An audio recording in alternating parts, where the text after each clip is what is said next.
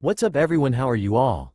Today we are back with another blazing Naruto story. What if Naruto team however is brutally murdered before him and only Kakashi and Naruto escape? If you enjoy then please like, share and do comments. And also check the description to original creator of this beautiful creation. A small group of Konoha ninja could be seen at the gates leading into Konoha. This group was composed of Sakura, Ino, Hinata, Guy, Shizune, with Taunton, Tenten, and Tsunade. However, after a few moments Tsunade was forced to go do her rounds in the hospital. As she was about to leave, though, the other members of the group started to stir, indicating a figure on the horizon. Tsunade turned back to get a look at who was approaching, and as the figure got closer and closer, it became very easy to tell that it was Kakashi, alone. Everyone noticed that Kakashi had his head hung low, and as he neared even more, the group was able to make out his gloomy expression. The group's hearts sank as they realized that this meant the mission was a failure, and, apparently, two of their friends were now gone. No one was hit by this more than Sakura. Once Kakashi finally arrived at the gates, he spoke with a voice that clearly showed how much remorse he currently felt. I arrived at what appeared to be the site of their fight, but they were nowhere to be seen, and I felt no chakra signatures in the vicinity. Pakun examined the fresh blood we found, and most of it was Naruto's. Hinata visibly paled at hearing this, but no one seemed to notice at the time. As I was about to have Pakun begin to try tracking scents, it began to rain, which effectively cut off our only chance of a trail. As of now, we have lost both Naruto and Sas.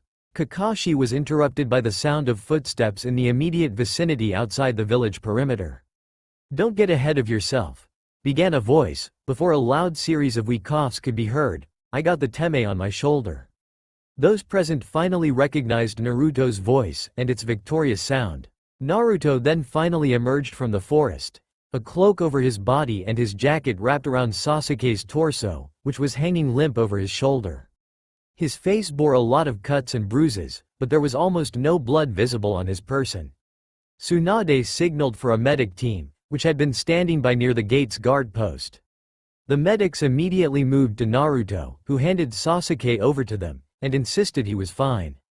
The medics quickly got Sasuke loaded up and began taking him to the hospital, after Tsunade performed a quick medical diagnostic jutsu, and a little first aid, which, in Tsunade's book, included halting internal bleeding and mending broken bones.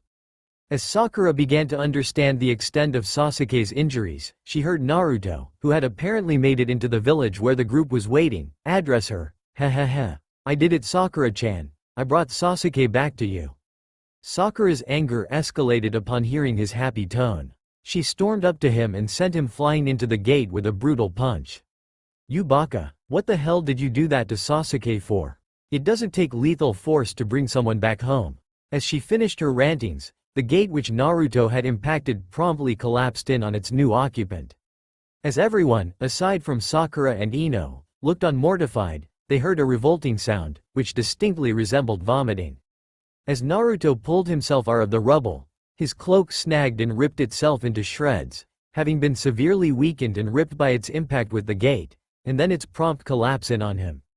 Naruto's real wounds were revealed, as his now exposed chest displayed the two gaping holes in him, thanks to Chidori I and Chidori II, which also likes the names Blackori and Chidori Beta.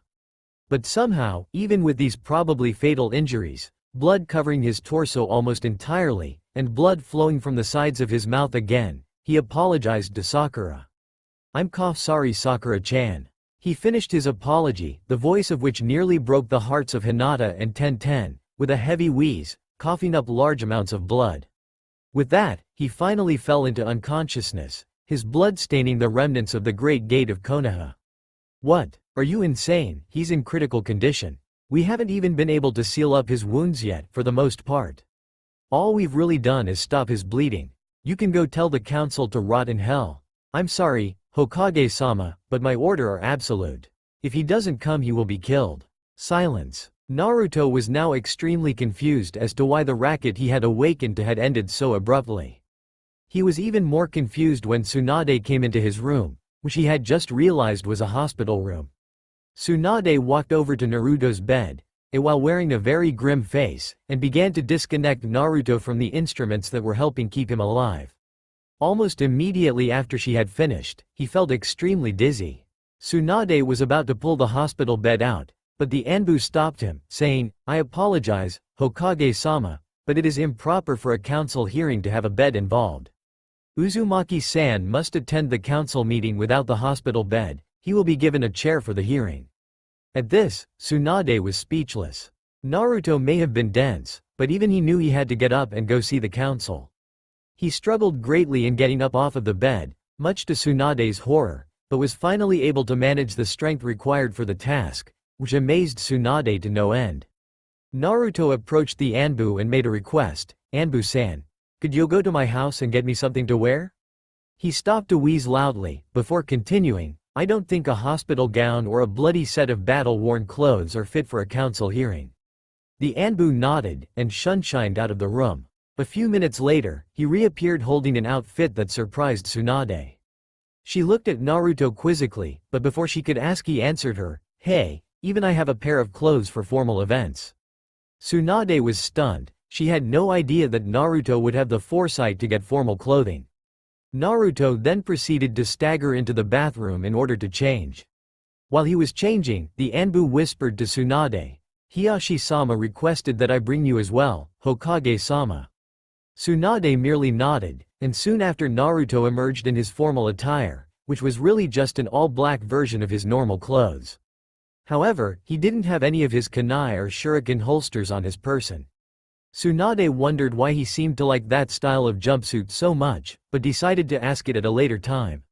She would regret that decision to some extent later on that day. "Uzumaki-san, Tsunade-sama, are you ready to go?"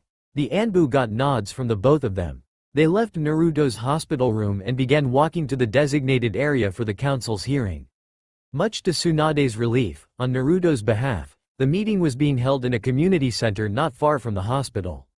It only took them a few minutes to arrive, where a Chunin guard led Naruto and Tsunade, who had dismissed the Anbu that was escorting them, to the council's selected room. They entered a largely bare, plain room. Tsunade was directed up with the rest of the shinobi council, who were seated at a long, tall table. Naruto was told to sit in the chair that was about 10 feet away from the council's table.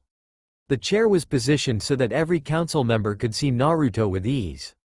The council seated themselves and began a quorum. Once the quorum was finished, Danzo, the head of the shinobi council, although still under Tsunade, dismissed the two Chunin guarding the room's entrance, as they had done their job at witnessing the attendance of the meeting. Now that the guards had left, Hiyashi Hyuga stood and blurred through a series of hand seals, before calling out, "Ninja art, sound barrier."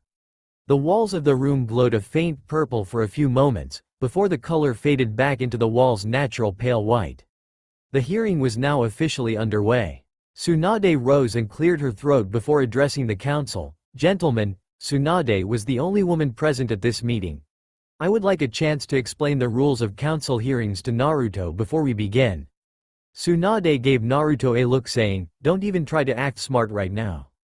Unfortunately for Tsunade, Naruto had no need to act, so he told Tsunade, "There is no need, Tsunade-sama.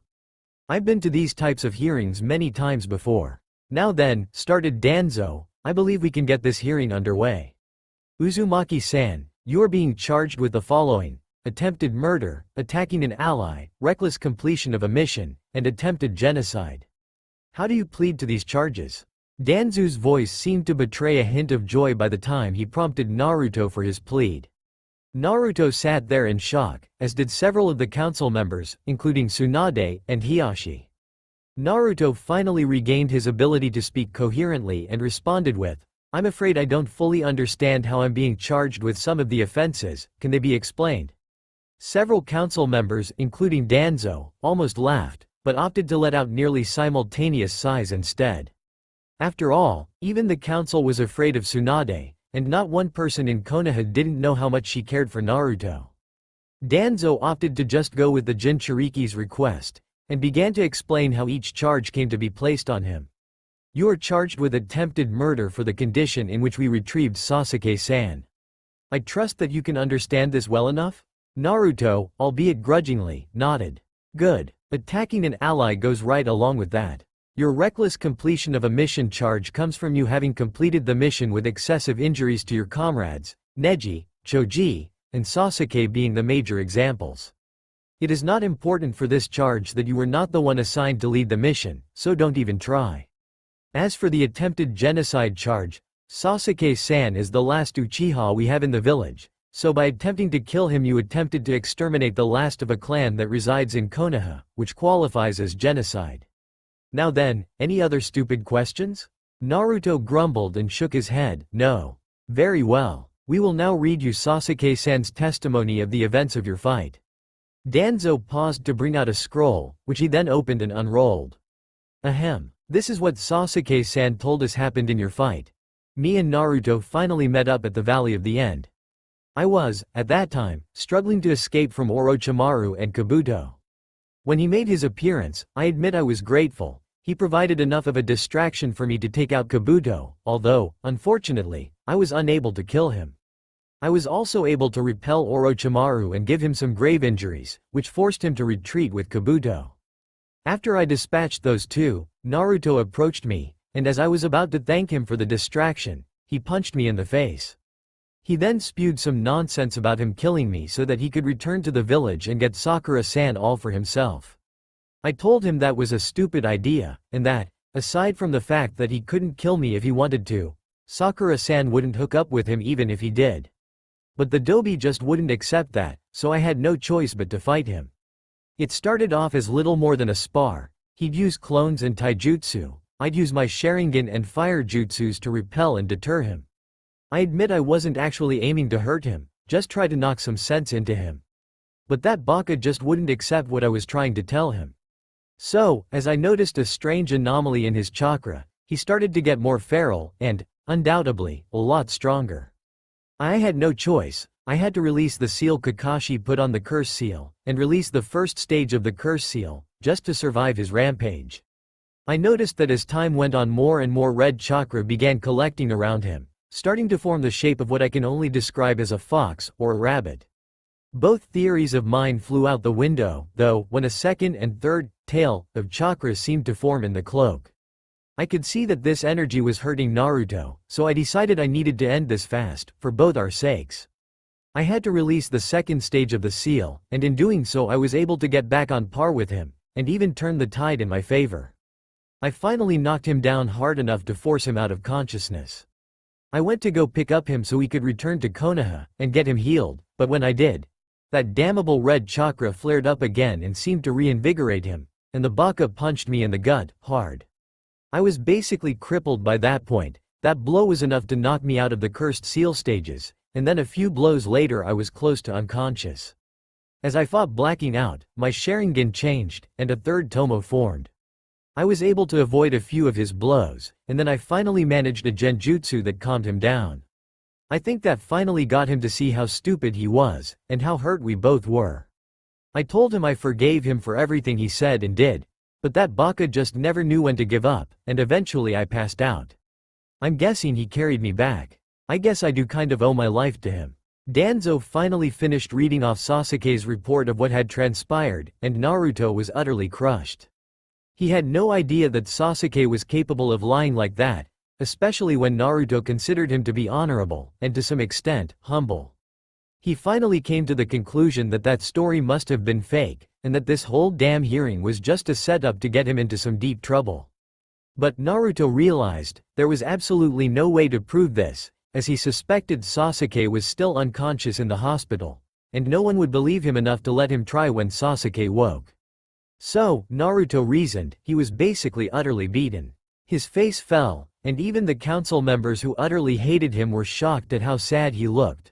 None of them would ever admit it, but they swore on their lives no one had ever looked that sad in their entire lives as shinobi, and that's saying something.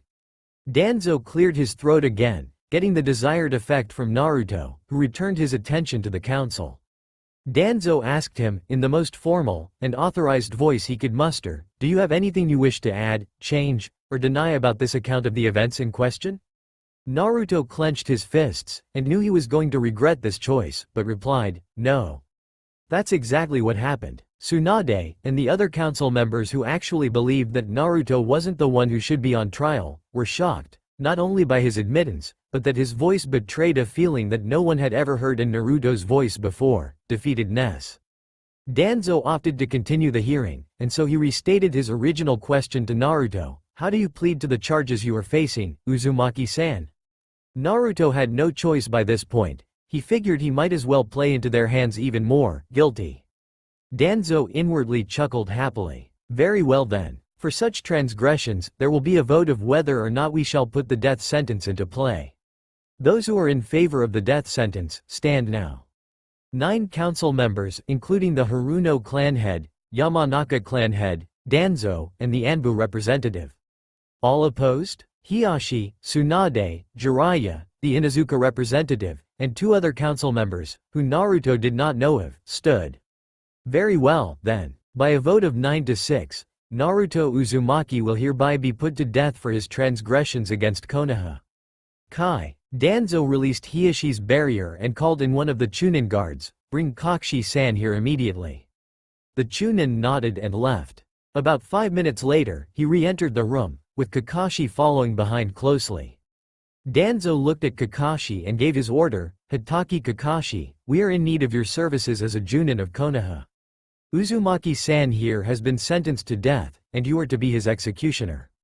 You have no right to decline this right, as you are his Junin sensei, and he is still your responsibility. You may say goodbye to your student, and then you must kill him where he sits now.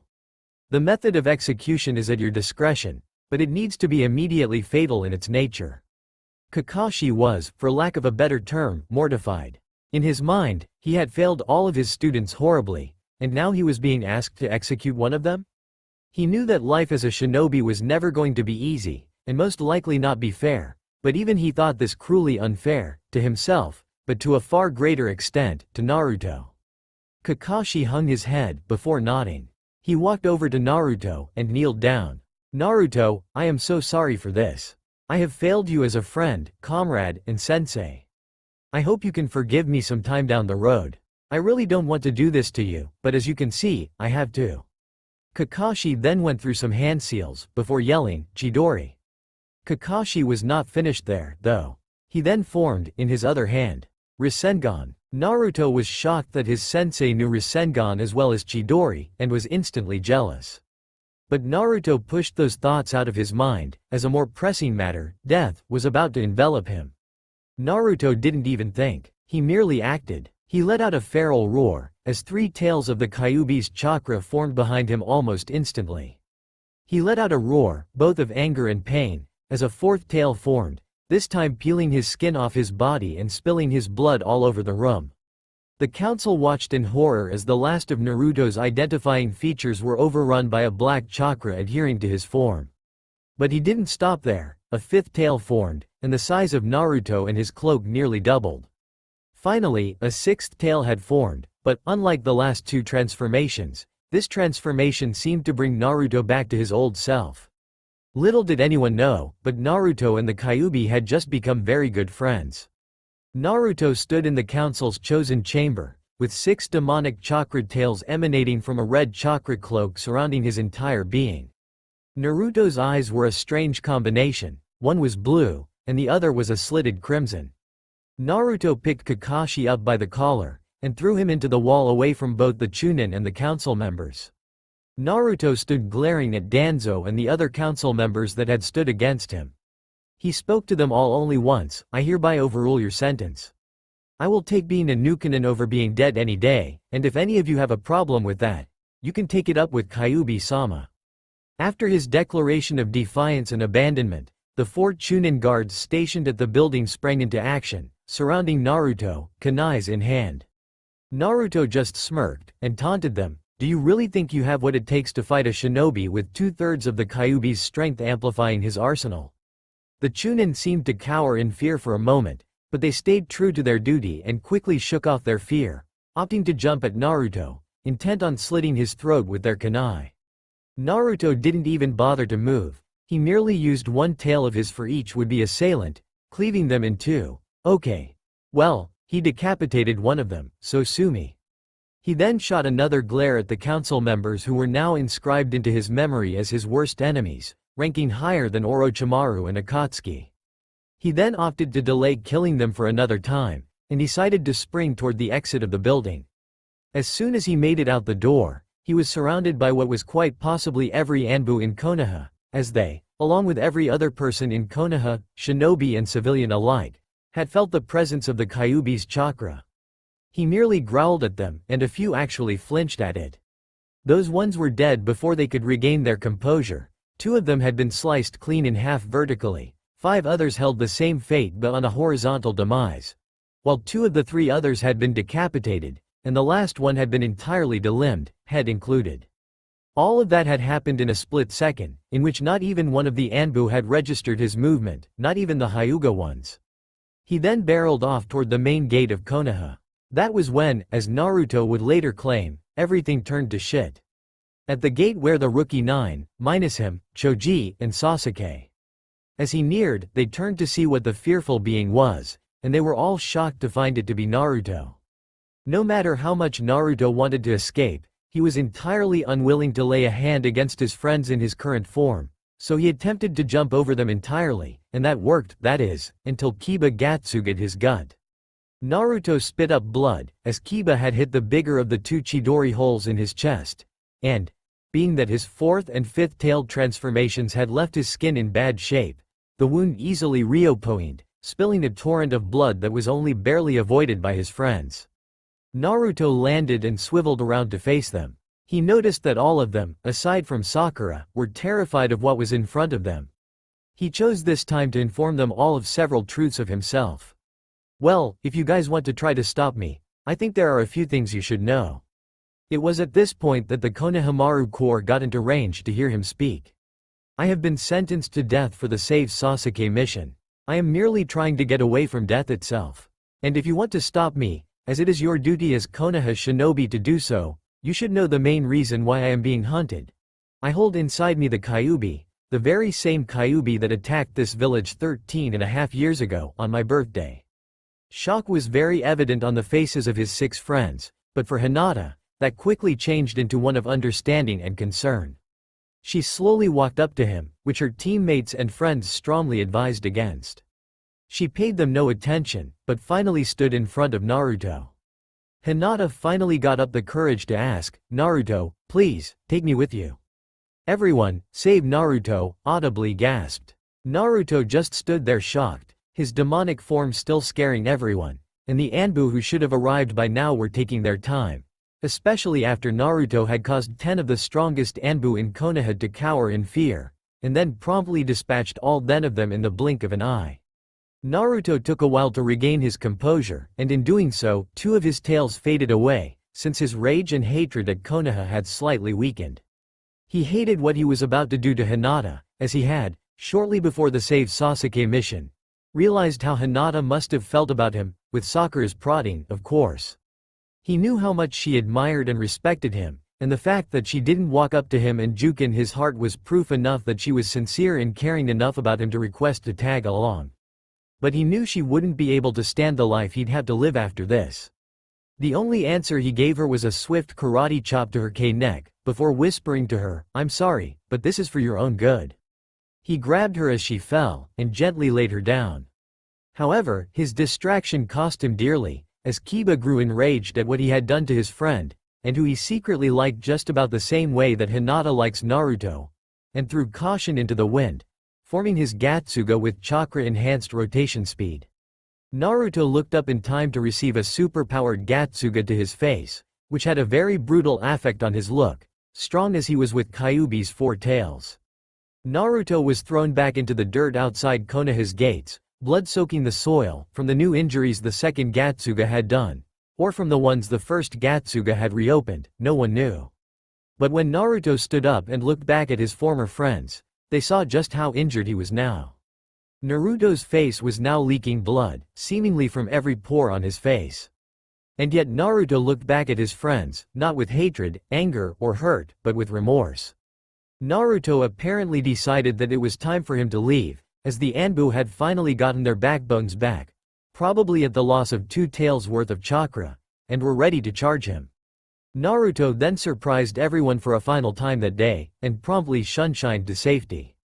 2 years. It had been 2 long, anger-filled years since he had last let this power out. But at this point he was left with no other options. He had knocked Kisame out, but Itachi's genjutsus were starting to take their toll on Naruto. Naruto couldn't hold back any longer. High strongest abilities could only be used with the Kyuubi's help and chakra.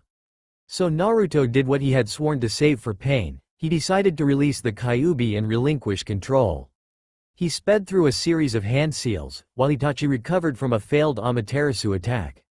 He called out a jutsu he had created based on Gaara and Sasuke's fight in the Chunin exams, Earth-style, Earth Cocoon Jutsu. Itachi groaned in aggravation as hard minerals, soil, and rock broke apart at Naruto's feet, before surrounding said opponent and coming together to form a near-perfect sphere of some of the hardest naturally occurring elements and substances on Earth. Itachi could sense Naruto channeling chakra for another jutsu, but his cocoon prevented Itachi from hearing the name of this jutsu, or even what type of jutsu it was. Needless to say, Itachi was shocked as wooden pillars shot toward the cocoon from several angles, coming out of both the ground. These seemed to be more like roots than hard wood, and nearby trees, hoisting Naruto's mineral cocoon up several feet into the air. It was only then that Itachi realized that some very strong people, ones he knew very well, were approaching. And they weren't far off at this point. Itachi smirked as he bit his thumb, and proceeded to blur through a fairly short hand seal sequence, before slamming his opened hand flat onto the ground, causing a series of kanji to shoot out from the epicenter of his strike. 6 lines coming out from said spot, while a ring of kanji formed a circle about halfway up the lines. As soon as the kanji had stopped forming and moving, which happened to take only a few milliseconds, Itachi called out his jutsu, summoning jutsu. As the smoke cleared from his summoning, Itachi was revealed to be surrounded by his Akatsuki comrades, and the form of a large rock statue, well, more like monument, could be seen, as a silhouette, rising up from the ground. Once it had stopped rising and the smoke had finally completely cleared, several of the monument's 9 eyes opened. If someone can give me a bit more insight onto how to describe the statue you should all know I'm talking about, I would greatly appreciate it. Itachi's teammates, after analyzing their environment, which happened to be a remote forest with a large Naruto-made clearing, or should I say wasteland, the rest of Akatsuki slightly smirked at Itachi's plan. Konan, the only woman in Akatsuki, walked over to Kisami's unconscious form and dematerialized her left hand as it stretched out toward Kisame. The paper-like substance that was removed from Konan flew onto Kisame and glowed a light, innocent violet. After nearly a minute of this, Kisame awoke, and Konan's paper substance detached itself from Kisame and returned to Konan, reforming her left hand. Now Akatsuki was back to full strength, although Kisame and Itachi were slightly chakra-deprived at this point. This was all that Akatsuki needed, as they each leapt to their positions on the monument, preparing to seal away the Kyuubi before it burst out of its mineral cocoon. Their plans were interrupted, however, by that very event. Akatsuki looked up from their not-quite-started ceiling, as they heard wood and roots moving, and felt a large tremor as Naruto's cocoon slammed into the ground. Soon after, said cocoon developed a large crack along its vertical middle, and a killing intent that was strong enough to humble every member of Akatsuki leaked out. Before Akatsuki could react to this threat, the cocoon burst into billions upon billions of shards of mineral and earth, as red demonic chakra surged out from the being that had been residing inside. Akatsuki groaned as they had missed their opportunity, and Itachi promptly dismissed the monument. If someone can give me its name I'd be grateful, I don't feel like looking it up, cheeky smiley face. Akatsuki regrouped on the ground, surrounding their soon-to-be prey. It was then that Konan chose to scold Pain, much to the rest of the organization's iratance. Pain, I told you you should have brought all 6 bodies, now your Rinnegan is practically useless. The man addressed as Pain scowled at Konan for her idiocy, and just why did you feel the need to inform our opponent of this? Konan was taken aback, how could I have been so stupid? Pain's right, I just gave away his one and only weakness, one that most of Akatsuki doesn't even know about. She ended her self-criticism by answering her leader, I'm sorry Pain-sama, I don't have any idea why I let something like that slip. Pain, emotionlessness as ever with his voice, decided to let the matter go, and reassured Conan, as he knew she would not be at her best if she was doubting in herself. "Well, considering the fact that I was about to deactivate it anyway, I suppose there is no real harm done. Do not let it happen again, though. You know full well what will become of you if you do." He received only a nod in response from Conan, and so he turned his attention back to their adversary. It was now that the being's form came to the attention of Akatsuki. Naruto was apparently no more. All that could be seen was a mass of treacherously dense red chakra, the density making it mostly black. The chakra seemed to be covering a body, and the body must have been Naruto's, considering the size and shape the chakra seemed to adhere to. The only thing that didn't seem to be liquid were the claws on the being's hands and feet, and the pair of menacing red eyes that seemed to float like air in the chakra being's head. Akatsuki assumed that Naruto had given in to the Kyuubi and that the Kyuubi had killed Naruto and taken over his body. They were right, to some degree. This theory of theirs went out the window when the being's clawed hands began to move. Faster than anyone's eyes, be it Itachi's Mangekyu, Toba's Sharingan, Kakuzu's fucked up eyes, or Pain's Rinnegan, no one could make out just what the being's hands were doing. However, being ninja, they all sensed the immense chakra flow that had just started, and they immediately knew that this long series of hand movements were really a very long sequence of hand seals being executed unbelievably quickly. They all knew, due to the length of this hand seal sequence, what jutsu the being was going to cast. That is, they knew the nature of the jutsu, as every Jinchuriki kid, if they were close enough with their biju and both the person and the biju held immense respect for one another, perform a combination jutsu that not even the Sharingan could copy. The nature of the nine-tailed Jinchuriki's jutsu was about to be revealed to all those present. Demonic arts. Jinchuriki style. Barrier of the nine jutsu.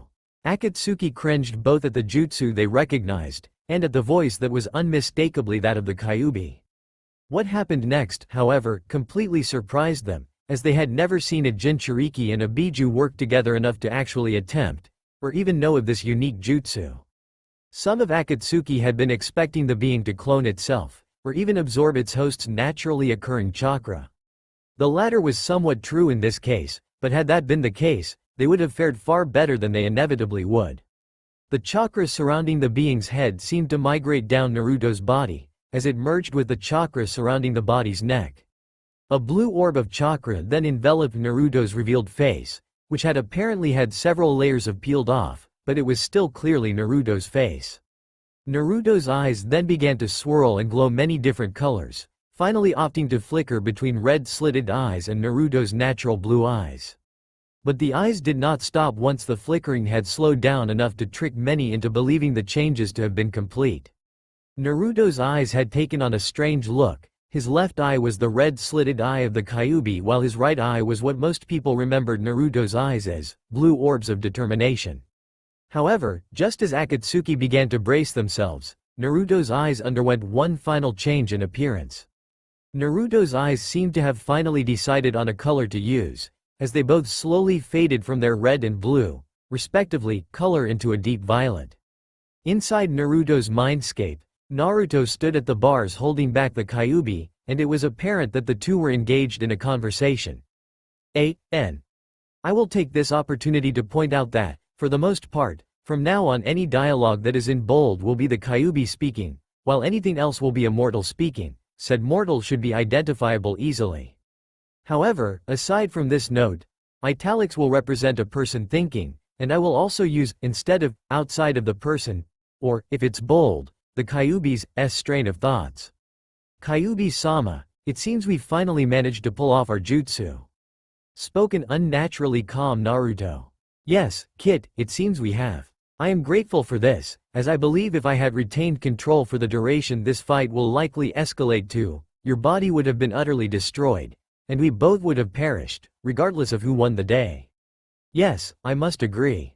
And that really would have put a hampering on the rest of my life's goals. I'm still a virgin for Kami's sake. Yes, I have been meaning to talk to you about that, Naruto. The Kyuubi was cut off by Naruto. Whoa. Save it for a different time and a different place, Kyuubi-sama. Yes, that might actually be a good idea, considering the circumstances. And with that, Naruto exited his mind, and prepared to end Akatsuki's crusade once and for all. Naruto didn't even bother wasting his breath on his opponents, as he blurred through an obscure, even by Akatsuki's standards, series of hand seals and movements. They were all surprised to no end when Naruto's hands separated and then continued the seal sequence, both his hands forming one-handed hand seals completely independently of each other. They swore loudly when they heard Naruto's merged voice as he ended the series of hand seals by joining his hands together in his most familiar hand sign, and his voice rang out as a thundering boom. Demonic arts. Jinchuriki style. Demonic chakra clone jutsu. A large plume of smoke and dust obscured Akatsuki's vision of their opponent, and when it finally cleared, not a person on the planet could determine which of the now 9 Naruto-headed chakra beings were the original. Strangely, each being had a different number of tails, and, assuming each one represented each of the Jinchuriki, Biju that are, or had been, alive, had a slightly differently colored demonic chakra enveloping them. The clones then began to morph their heads into people that Akatsuki had known much too well, the faces of the other Jinchuriki of the world, with their respective Biju's colored demonic chakra enveloping them similarly to how Naruto was. However, like Naruto, they had their own chakra, with its own color, shielding their face and head from their Biju's demonic chakra. The 9 new clone entities grouped up and formed a small circle to counter the circle Akatsuki had been using to surround them. Each Biju stared down one opponent, minus Naruto, Kyuubi, the original, who stared down both Itachi and Pain. By this time, the sheer amount of dense chakra in the area was beginning to have an effect on the weather. Clouds seemed to be drawn into the center of this chakra supercell. Unbeknownst to the 19 combatants, who were all too absorbed in their opponents, 2 squads of shinobi had been attracted to this chakra surge. As the first group finally made it to the last of the trees that lined the man-made wasteland, the clouds had begun to stir. The moment the squad had taken up positions in 3 different trees, a bolt of lightning struck the center of the inner circle, and in an instant the 19 combatants had sprung into action.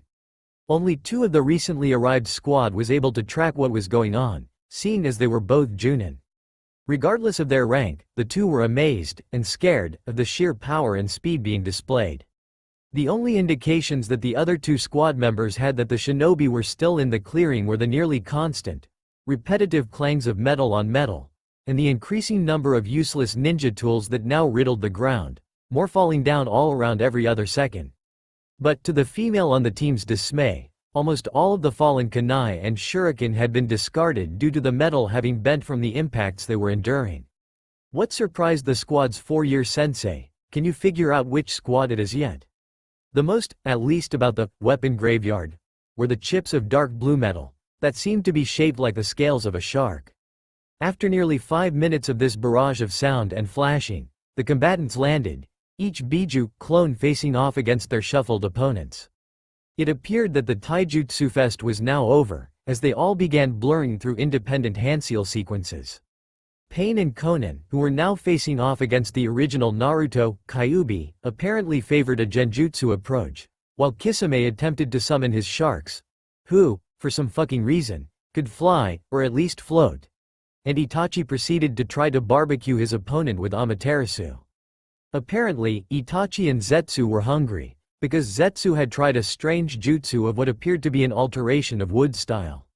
Zetsu had summoned up a series of barbed, purple vines, while he sank into the ground, only to appear a moment later, his giant plant jaw things, growing and trying to devour his 4-tailed opponent. At the same time, Sasori had unleashed 3 of his puppets, who had a great variety of sharp, poison-drenched blades closing in on his 3-tailed opponent. Deidara chose to be even less subtle, opting to create a clone of himself from strange dough, which he proceeded to pick up and throw at his 7-tailed opponent. Kakuzu's 4 chakra entities had revealed themselves and proceeded to merge, before the earth mask opened a hole in the earth, bringing out some coal, tinder, and numerous other volatile natural substances before the air and water masks created a hazy steam, which happened to be pure hydrogen, before the air and fire masks proceeded to unleash a white-hot torrent of flame at their 5-tailed opponent, the flames engulfing the hydrogen and turning blue before contacting the volatile substances and quadrupling, 4x, in size. Hidan had taken a small amount of time in order to summon up some manner of evil spirits, which cloned themselves several times before charging Hidan's 8-tailed opponent. Toby had chosen to enlarge his head and mask, as well as elongating his neck before proceeding to try to play whack a Biju.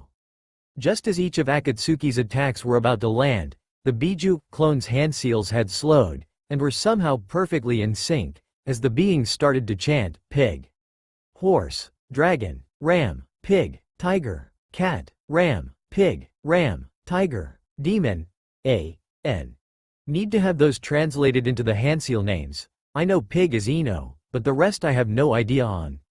As soon as they had performed their last seal, they all began to glow brightly. Each of their bodies were encased in a blend of the Jinchuriki's and the Biju's chakra color. Each Biju's cloak evaporated before condensing into an orb, of varying sizes and colors, in front of the Biju clones' mouths. In unison, the Biju clones' voices rang out with a call of demonic container secret jutsu. 9-pronged chakra devastation jutsu. As they were calling out their jutsu, a ring of chakra, with segments colored by the chakra of the containers connected the 9 dense chakra spheres, before creating a dome over top of the 9 encircled Jinchuriki clones. This dome seemed to absorb all of Akatsuki's jutsu, and repelled Toby and Zetsu forcefully. Akatsuki instinctively jumped back, as did the unnoticed Konoha squad, though it was more of an all-out sprint to the nearest apocalypse-proof shelter for them. It seems this had been a good decision, for once they were nearly half a mile away, the dome pulsed, and nearly a third of a mile in every direction was quickly engulfed by this ultimate jutsu. After only a few moments, the dome of deadly light subsided, and Naruto's clones poofed out of existence, as he fell to one knee, gasping for air and trying to steady his heartbeat. All around him lay scorched earth that formed a crater nearly 20 feet deep at the edge of the dome's original perimeter. The squad from Konoha looked behind them as they heard the jutsu end. For the first time since arriving, one of them spoke, "Holy shit." The female of the group nodded, while the other of the younger males added, "Talk about your flames of youth." Team Guy sped through the even shorter amount of trees to see if Akatsuki was really finished.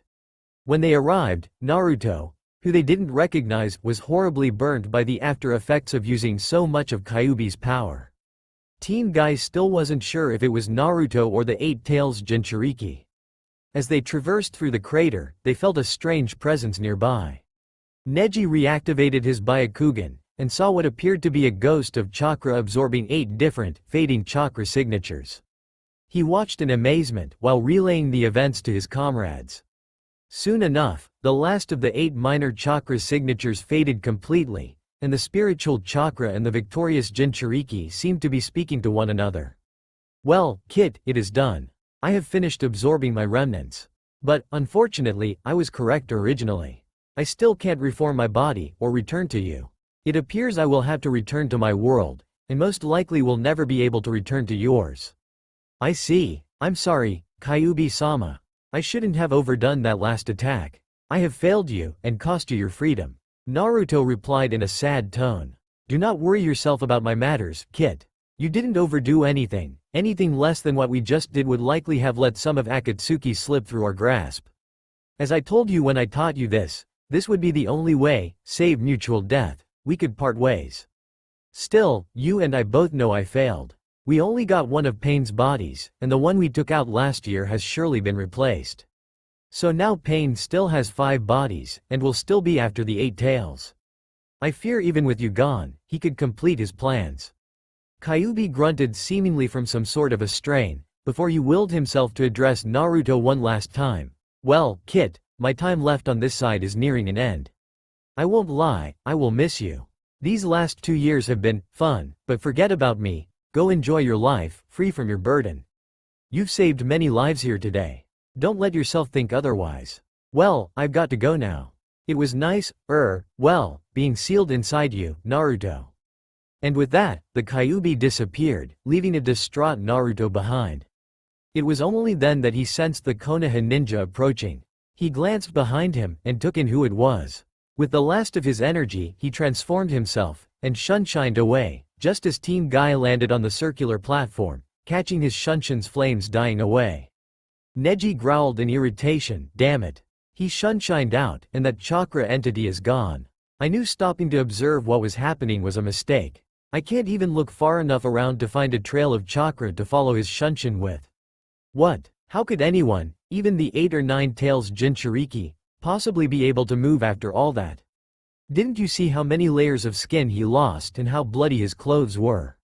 Tenten yelled. Yes, Tenten, we did. We don't know any more than you do, came her sensei's calm reply. Let's just hope he's alright.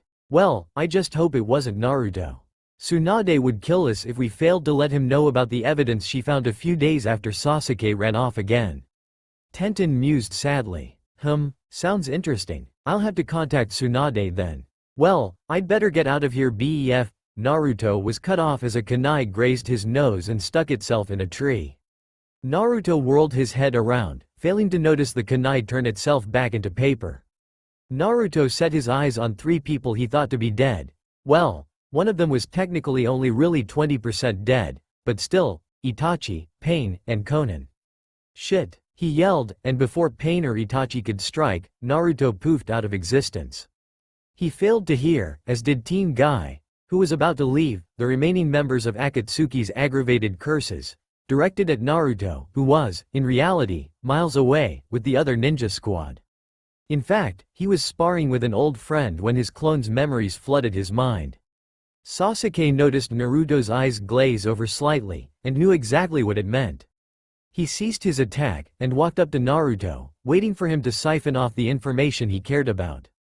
Naruto finally snapped out of his daze-like state of memory gathering. He noticed Sasuke staring at him curiously. Hey, good news, Sasuke. Itachi survived. Sasuke's eyes widened as this new piece of information. How? How the hell should I know? I'd guess he used that damn body replacement technique Akatsuki loves to use. Either way, Konan and all of Pain survived too. He let this soak in before he decided to hit Sasuke with another revelation, and Kyuubi-sensei is gone. The mood soured immensely at this, as Naruto let Sasuke get over this, before unleashing the best news. Hey, don't get too down. Apparently there might be reason to believe that Tsunade has a way for us to return. Naruto declared happily. The great gates of Konoha finally came into view, as Naruto, Sasuke, Kabuto, and Tayuya made their way to what would, hopefully, become their new home again. Hey, we're almost there. Kabuto sighed happily. Yeah, about fucking time we got fucking close enough to see those motherfucking gates. Tayuya's declaration got deadpans out of her comrades. Sasuke noticed Naruto's strange demeanor. Naruto, we don't have to do this, you know. We don't want to force this on you if you don't want to bring up your past. Sasuke's offer instantly got Tayuya and Kabuto's attention, and they looked to their leader with understanding eyes. As the group continued to get closer to Konoha, they began to worry. Naruto was almost never this quiet for this long. Tayuya was about to restate Sasuke's offer, but Naruto cut her off before she could begin. It's alright, guys. You 3 deserve to get your home back, to get back into a safe, reliable life. I can deal with whatever might come up. They weren't convinced, but let it slide. They'd learned not to drag things on with Naruto, especially if it was something painful like this. A few more minutes of silence passed before the group was stopped at the gate by Shikamaru. State your names and business. Came the lazy Chunin's voice, not even glancing up from his book, The Art of Cloud Gazing, by Shikaku Nara. Naruto chose to use a deep voice as he answered, names can wait, but we're here for a meeting with Lady Hokage. We have already scheduled it with her. Shikamaru nodded as he replied, not glancing up from his book, and clearly not recognizing Naruto's deeper than usual voice. Right.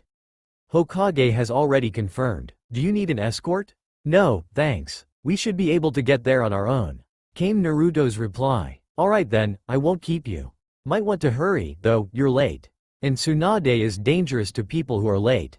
Shikamaru clearly had not heard the group moving away already. Hey, don't worry Shikamaru. I know how to handle Ba-chan.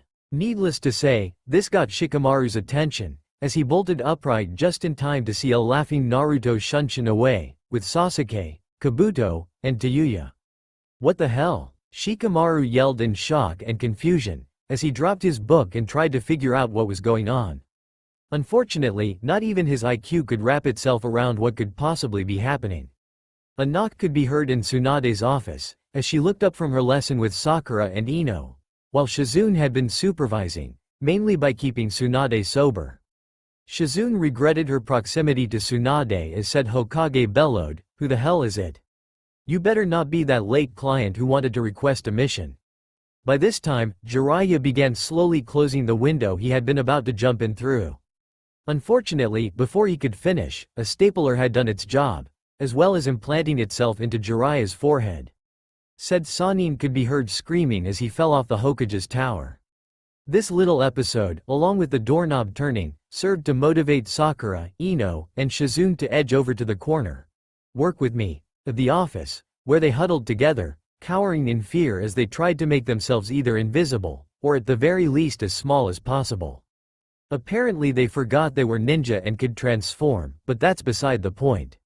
The door opened slightly, and a hand stretched out to catch the scroll that had been thrown toward the door at nearly Mach 4.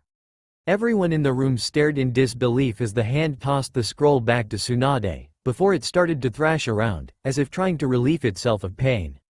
"Son of a, is that how you greet us after all this time, Ba-chan?" The room was utterly silent, as a bird who had landed moments ago promptly shit itself before falling off the tower, as Naruto's ragtag squad strode into the Hokage's office. Naruto stood there beaming at Tsunade, while Sasuke bore a small smirk. Tayuya looked angry as hell, I mean normal, and Kabuto was shaking his head in amusement. "Long time no see, Tsunade Ba-chan." Naruto chirped happily. He waited as Tsunade opened her mouth, but no words managed to escape before a blur of black slammed into Naruto, yelling, "Naruto-kun! You're back! Oh, I missed you so much, you loudmouthed little." Shizune stopped shaking the near-lifeless Naruto as she remembered who was watching. With a blush that would make Hinata proud, and yet, jealous, she baked away, blushing even harder when Tsunade and Sasuke started snickering.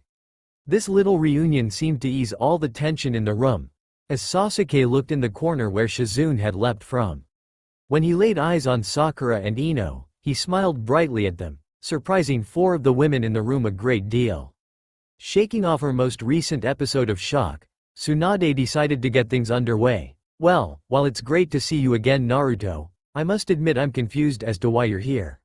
Mind explaining?" "Hey, I suppose I should. First, though, has Guy's team reported in yet?" Once again, Tsunade was gaping, but managed a nod.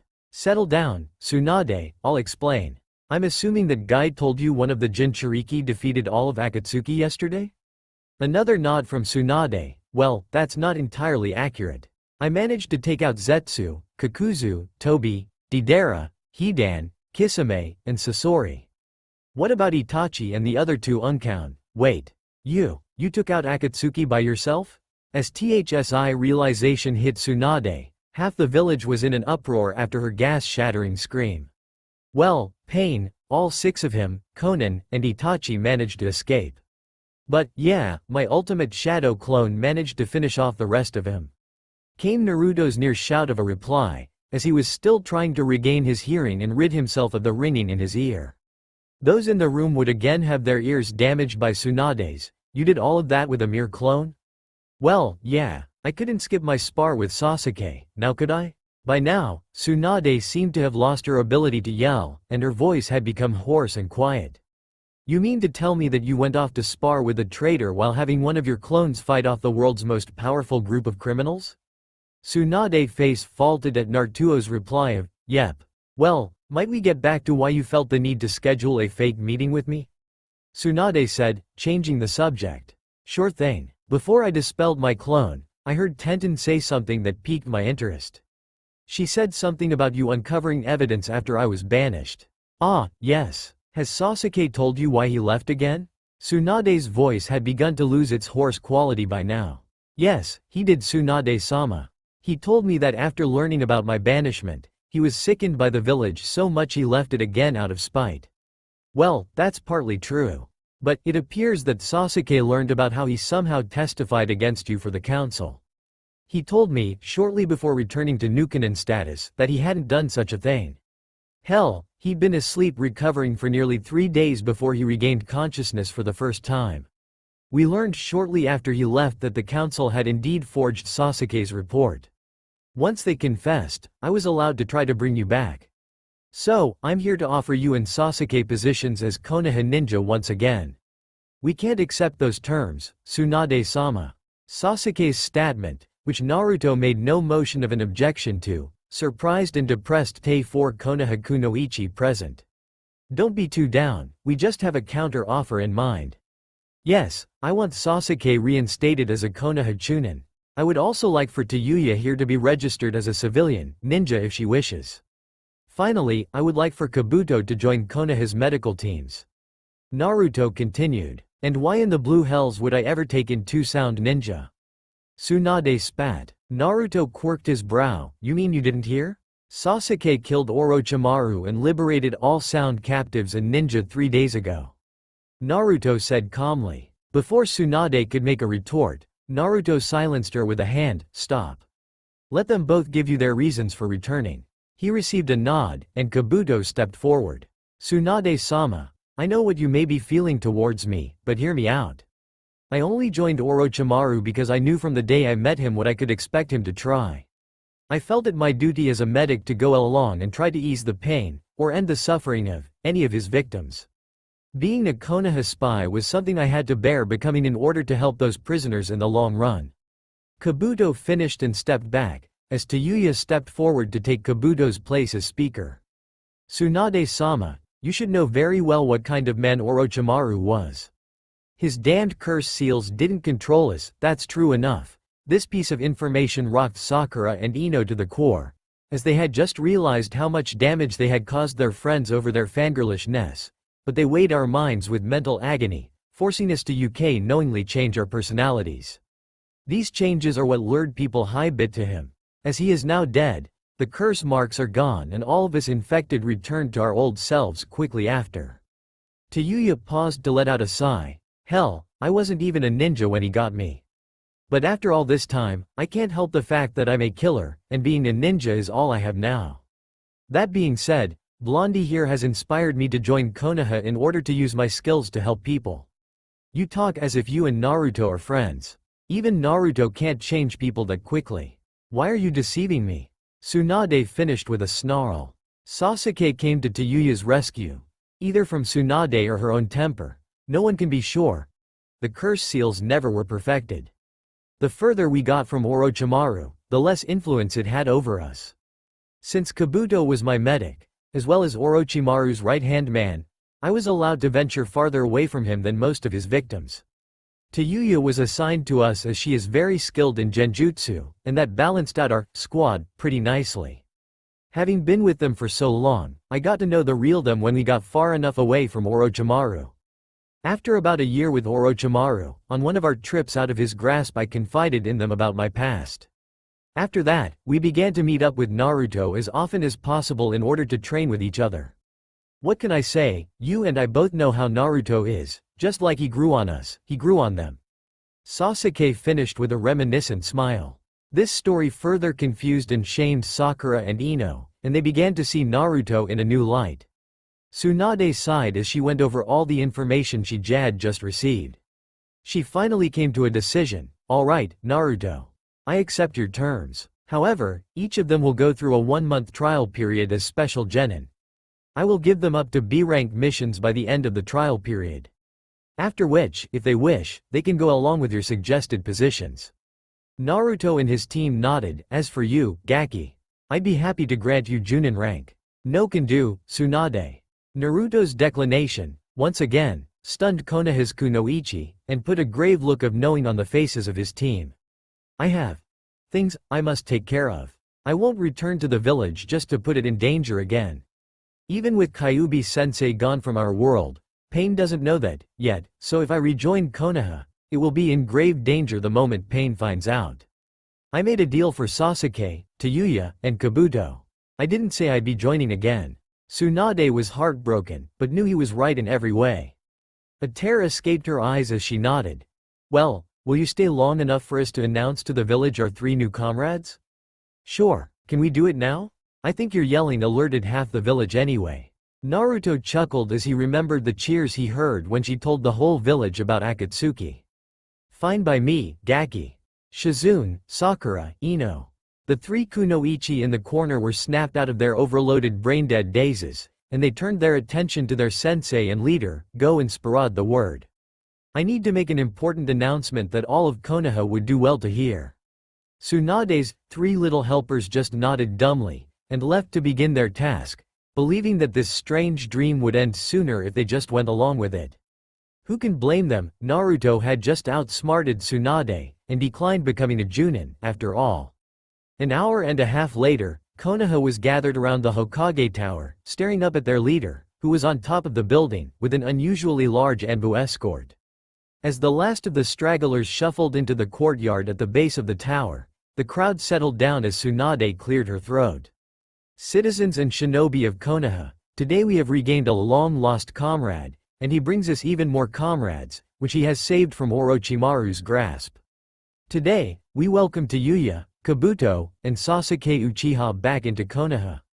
At the first two names, the citizens and shinobi were confused, even more so when the two had stepped forward. However, upon hearing and seeing Sasuke, the village erupted in cheers. After a few minutes of cheering, Tsunade raised her hand, and the crowd slowly calmed down. Ahem, there is still more good news. As many of you, I'm sure, heard, most of Akatsuki has been killed. We have one of our own to thank for this. Before Tsunade could finish, the crowd roared in pleasure and cries of, "Way to go, Sasuke!" and, "We knew you were the best, Sasuke," could be heard clearly over and over again. Sasuke stepped forward, and the crowd instinctively went silent once again. You fools! I am not the one who beat Akatsuki. I am nowhere near strong enough, not even under the guidance I had these past 2 years. The fact that the man who did used to be from Konoha must have confused you. He is not yet returning to this village. He has not yet forgiven you. The crowd took offense to this, and many people shouted, "What are you talking about? We would never insult someone that's strong and noble." Silence. The crowd was quiet once more in an instant, the malice in Sasuke's voice clearly scaring them, even the shinobi. You act as though you're the greatest people on the planet. You're arrogant and selfish, and I'm now surprised as to how this tainted me, but not the one we are talking about. I'm tired of dealing with you. I'll let he himself speak now. The crowd watched as Yuya, Kabuto, Sasuke, and Tsunade stepped back, out of sight. Then, they grew enraged at who stepped forward. What is this? Another of your damn pranks, demon. The man's outburst encouraged the crowd, save some of the smarter shinobi. As the crowd got rowdier and rowdier, the Anbu were about to mobilize, but the now frowning Naruto held them back. Seeing this, the crowd got scared, fearing the Kyuubi brat had corrupted their leaders. This is no prank. All but 3, well, 8 technically, of the Akatsuki are dead by my hand. I did so by combining my power with the Kyuubi's. You have no reason to fear me, as the Kyuubi is no longer of this world. I can prove it, too. Naruto didn't give the crowd a chance to question him, as he took off his shirt, revealing his torso, and jumped down to one of the lower ledges on the tower. He then brought his hands together, Shadow Clone Jutsu. 5 new Narutos popped into existence. Naruto returned his hands to his pockets and released his clones. One of the idiots in the crowd was not convinced. What's that supposed to prove? You just did your damn jutsu like you always do. Others in the crowd began to jeer in agreement. Naruto spoke much more loudly this time. What this proved, my good friend, is that the 4th seal no longer appears on my stomach when I perform jutsu. Ask Jiraiya, he's seen it appear on my stomach before. The mood of the crowd went from angry to remorseful and then to downright murderous at Naruto mentioning Jiraiya. How dare you? Jiraiya died fighting a noble battle against Itachi. One of the crowd members yelled. This rocked Naruto to the very core, and it was evident. Some of the more intelligent people in the crowd, mostly the ones that didn't hate Naruto, picked up on this. The rest of the crowd took Naruto's expression as a sign they had been right, and that he'd been lying. See? I knew it. He was lying, just look at his face. Before the crowd could mobilize against Naruto, Inoichi Yamanaka landed in the front of the crowd, along with Ibiki and 2 Anbu escorting. Not so fast. I happen to believe Naruto, and I'm willing to put my mind on the line by checking Naruto's for any trace of the Kyuubi. This shocked the crowd, and none of them could find any way to discredit the idea. Well then, let's begin. Hawk-san, if you would? The hawk-masked Anbu next to him nodded, and went through a series of hand seals before yelling, "Anbu interrogation jutsu. Mind-reading dome." A big, white dome encased the tower and its courtyard, before Inoichi began to glow faintly. The crowd's eyes glazed over, and Inoichi began, "Naruto, stand still, please. Ninja art. Mind possession jutsu." Inoichi's body slumped to the ground, caught by the other Anbu escort, one in a bear mask. After a moment, the crowd gasped in shock, as they saw Naruto's mindscape through Inoichi's eyes. Inoichi was standing in a wet sewer, and before Inoichi could start exploring, Naruto had appeared beside him. "Don't bother wandering around, Inoichi-san. I have a pretty good grasp on my mind, you wouldn't get far on your own, no offense. I'll lead you to the seal." Inoichi, although stunned by Naruto's appearance, and then insulted, even though Naruto said not to be, by Naruto's declaration, decided to follow. After what seemed like an eternity, a change became evident in the sewer. The lights got darker, the smell got fouler, and the condition of the walls had begun to worsen. Inoichi could tell they were getting close. After a few more minutes of wandering, they finally emerged in a great room. The room was barely lit, but it was still possible to make out the enormous cage, with only a piece of paper holding it closed. Inoichi stopped, but Naruto continued forward. Naruto reached the gate, and without missing a beat tore off the seal, and let the gate swing open. A small amount of red, demonic chakra seeped out steadily, but Naruto paid it no attention. He strode into the cage, before the gate and barred walls evaporated. Inoichi stood still, stunned, as the room shrank, and brightened. As more and more candles flickered on, Inoichi began to make out the far end of the room. Standing up against the wall, Naruto was staring back at Inoichi. Inoichi finally got up enough nerve to walk forward, slowly examining the now reasonably sized room. Before Inoichi could make it to Naruto, said entity spoke, jarring Inoichi from his observations and thoughts, "You should go. This part of my mind is about to collapse and reform itself now that the seal is gone. Here, let me." And with that, Inoichi awoke in his own body. Before any of the villagers could regain consciousness, Naruto signaled a third Anbu. The man nodded, and the hawk Anbu moved slightly. The glow on Inoichi faded, but the new Anbu began to glow instead. The Anbu went through a short series of hand seals before yelling, "Byakugan." The villagers' eyes glazed over once again, as they saw Naruto's chakra network, with bright blue chakra flowing through it. Some of the more observant noticed a few traces of red chakra in certain areas, too. After several minutes, both Anbu deactivated their jutsu, and the dome faded as everyone's eyes returned to normal. "Is that enough proof?" Naruto asked irritably. He got no response, but, judging from the grumbles and uncomfortable looks, "I'll take that as a yes." "Very well, I shall be on my way now, then." And he was gone, but several hundred villagers had been knocked down by a terribly strong breeze that happened to blow the very second Naruto had said his goodbye. Well, now, it seems that the Nine Tails and his friends have returned to Konoha. That makes things much easier now, especially since we were able to secure the 8 other Biju before he took out the rest of us. Yes, Pain-sama, it is fortunate. With my memories of Konoha we should be able to find him with ease. Our plans will not be delayed any further. Settle down, Itachi. While you, Konan, and I can take out all of Konoha with ease on our own, why don't we use this opportunity as intelligently as possible? Pain's question had an unmistakable hint of cunning. What do you mean, leader? Came Itachi's confused reply. What I mean, friend, is that we can test our new subordinates' abilities by having them siege Konoha for us, creating both a testing situation for them and a distraction for us. Hell, we can grant whoever survives full Akatsuki status. Pain ended his idea with a smirk.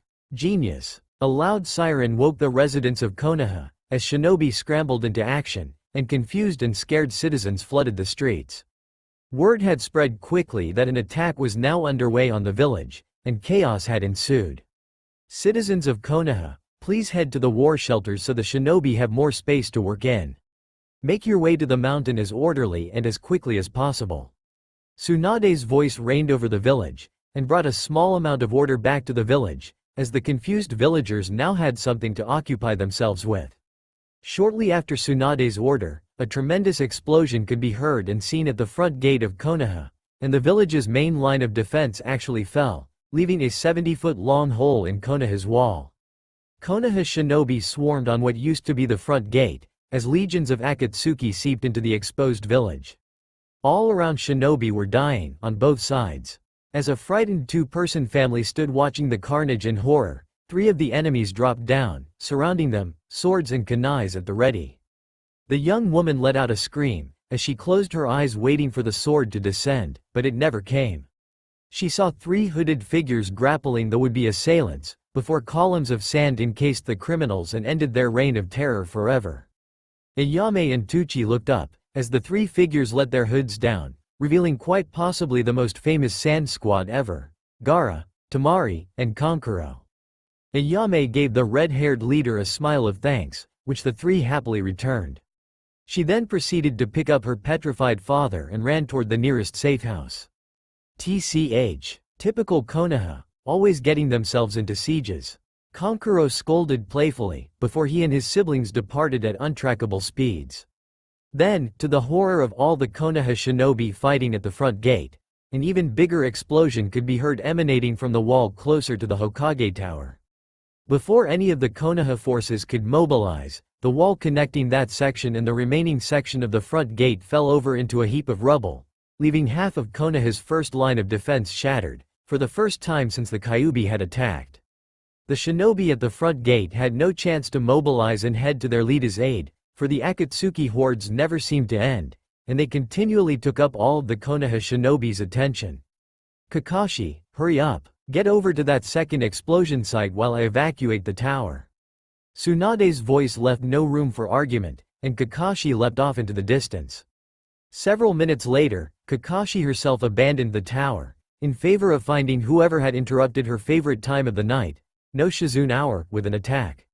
Those who knew Tsunade well knew that this was an occasion where no one should approach or question Tsunade without a death wish. Apparently, the 3-8 Akatsuki who Kakashi and Tsunade were heading for didn't know this. As Tsunade and Kakashi landed, they were confronted by the now infamous Pain, Konan, and Itachi, the very men who Naruto failed to kill when combined with the Kyuubi. The 2 groups stared each other down for several moments, before Pain's main body stepped forward, and addressed Konoha's 2 strongest ninja. "You can stop all this violence in an instant if you hand over Naruto. If not, we will have no choice but to kill you both and decimate your village." TCH. You Akatsuki never did get good intel, did you? Naruto isn't here, hasn't been here for 3 months now. What, did you guys hear he returned or something? Tsunade barked back. Pain's expression changed into anger. From whatever it was you could call it normally, do not try to deceive us, Hokage-sama. You think we'll just believe what you say, considering your relationship with the Nine-Tails container? You make me sick. Just hand him over and end the bloodshed, before I have to. Tsunade sighed in irritation. You just won't give up, will you? I'm not lying, Naruto only brought back Sasuke, Tayuya, and Kabuto, then left. I haven't heard from him since.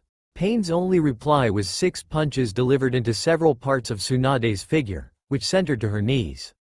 She coughed up blood and glanced at Kakashi, who was now activating his Mangekyo. She struggled back to her feet, regaining her composure. She now knew she had to let her anger go and take this fight seriously, or she'd be dead in an instant. From anywhere in the village, you could see fire, lightning, giant animals, trees, and boulders flying around near the site of the second explosion. It appeared as though the battle was evenly matched, but without being there, no one could tell for certain. By this point in the siege, all of Konoha's shinobi, even the newest genin, were awake and springing into action. Most of them opted to head for where Tsunade and Kakashi were battling the leaders of Akatsuki. As they neared the remains of the wall, they began to see just how epic this battle was really becoming. The large group of young ninja finally came upon a horrific scene of battle, the sight of which would make most Junin gag. 2 dead bodies were burnt horribly, and they were impaled by many tree limbs in a vast array of areas. It was impossible to make out whether they were male or female, let alone who they were. Their answer came quickly, though, as Tsunade and Kakashi, who looked like they jumped into a vat of ketchup, then threw around 13 fire hoops, before taking a TiVo, plugged in, and jumping into a pool, appeared on the scene. Second later, the jump back, as 5 peens leapt out of the tree line, followed by Itachi. Tsunade noticed the newcomers and her heart sank. She couldn't let them watch this, or let Pain or Itachi get at them, they'd stand no chance. Even Neji, a Junin, would be little match for Itachi, and right now Itachi was at nearly full strength and had 5 peens to back him up. She yelled out to them, as Kakashi covered her, "Get the hell out of here. No Konoha ninja are to come near here until this siege is over." Understood. The young ninja almost protested, but Tsunade cut them off. "What are you thinking? If me and Kakashi, 2 of the strongest ninja in Konoha, are having trouble, what help do you think you could be? Get out of here or else." Tears fell from many of the young ninjas' eyes as they nodded, but right as they turned to leap away, they heard the sound of a sword slicing into a chest cavity, and slowly turned their heads around, and the sight that greeted them was truly nightmarish. At the front gate, the waves of Akatsuki seemed to have ended, but hundreds of red-clouded black trench coats were still swarming around Konoha. Suddenly, every Konoha ninja stopped cold, as did all of the Akatsuki, as a fierce surge of chakra, the likes of which only a few could recognize, but none could compare anything to, flooded the village, and a killer intent fiercer than the Kyuubi's itself crippled anyone who had struck. All of the ninja at the front gate started at each other, and came to a silent agreement: there was no use fighting any longer, whoever that is with, wins. The group of Konoha's new ninja, consisting of the past few years' academy graduates along with the rookie 9, minus Naruto, plus Team Guy, looked on in horror as one of Pain's bodies had a sword extending from its hand, and that sword had impaled Naruto through the chest, stopping inches from Tsunade's own chest. Konohamaru ran forward, tears streaming down his eyes, and Hinata came quickly afterward. "Naruto Ni-chan, don't die. You can't die, you're the strongest person in the world." Konohamaru lightly pounded on Naruto's shoulder, trying to stifle his crying. Hinata just looked at Naruto, tears welling up, her heart in the process of breaking. "Naruto-kun." In the blink of an eye, Naruto pushed them away, and another sword impaled him as he blocked Pain's aim once again, this time defending Konohamaru and Hinata. All of Konoha's ninja looked on even more terrified, as blood covered most of Naruto's clothes, and more flowed out of his mouth, coating his chin and neck. Somehow, Naruto managed to yell at them, "Get out of here. All of you." He motioned to Tsunade and Kakashi as he said that, "I can take these guys on my own. Just get back to the village and stop the rest of Akatsuki, and send Sasuke. I'll try to save Itachi for him." Tsunade wouldn't have it. "Are you insane? You have 2 swords in your chest and you're bleeding liters of blood every second. You'll be child's play for them." Naruto growled in response, and 15 new Narutos popped into existence, each one picking up 2 comrades, although 2 of them had to use both arms for Kakashi and Tsunade, and leaping away, ending any attempts at knocking sense into Naruto. Naruto turned back to Pain and Itachi, and grunted as he pushed the 2 swords out of his chest. To Pain's satisfaction, the wounds began to heal, although slower than he had thought they would. He smirked as he addressed Naruto, "So, you do still have the 9 tails inside you. Good, then the rumors of the Kyuubi having died are false." "Wrong again, Pain." Naruto spat, "The Kyuubi is dead and gone, and so are all the other Biju. The spirits you captured should be worthless at this point. The only reason I can heal is because some of the Kyuubi's chakra still resides in me, and it can regenerate itself to a certain degree, not enough to really help me in a fight, but it can heal me just like it always has, just slower than the Kyuubi did. That should be more than enough, though, to take you out. Stop trying to bluff your way out of this, Vessel. Your ludicrous stories are beginning to get on my nerves." Pain's voice, for once, showed emotion. Itachi flinched at the malice that had been accumulating in Pain's voice during his last statement. "You never were one to listen, Pain. Fine then, believe me or not, but regardless of what happens here today, your plans are over. I dare you to try to use the power of a Biju right here, right now." Naruto smirked as he challenged Pain. Pain only frowned, before biting his thumb and going through the hand seals for an obscure summoning jutsu.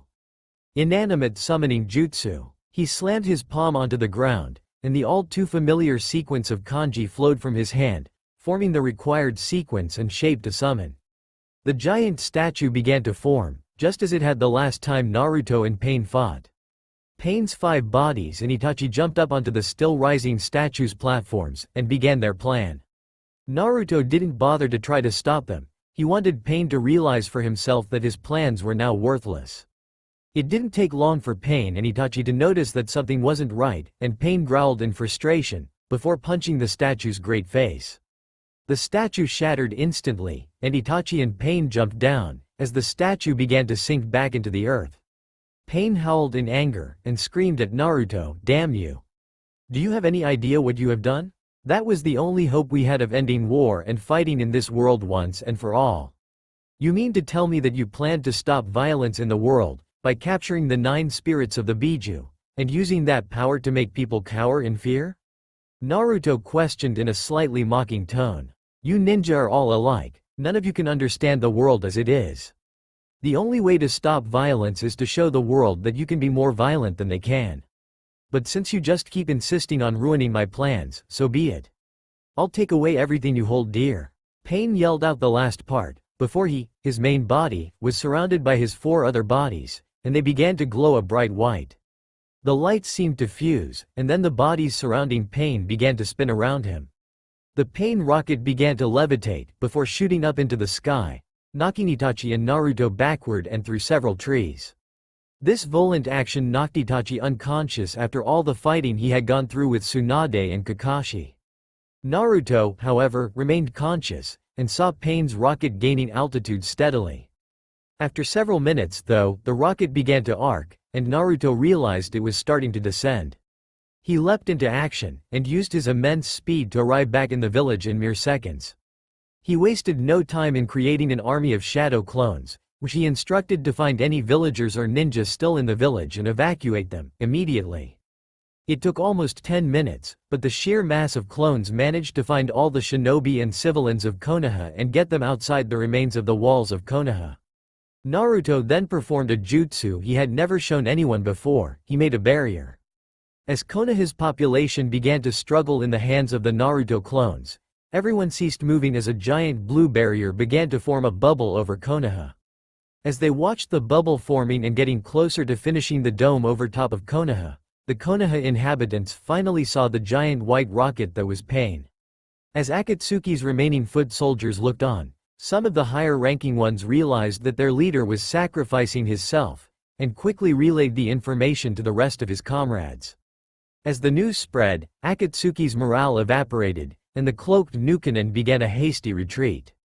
Konoha's population paid them no attention, as they watched as Naruto's clones began to climb the barrier Naruto was creating.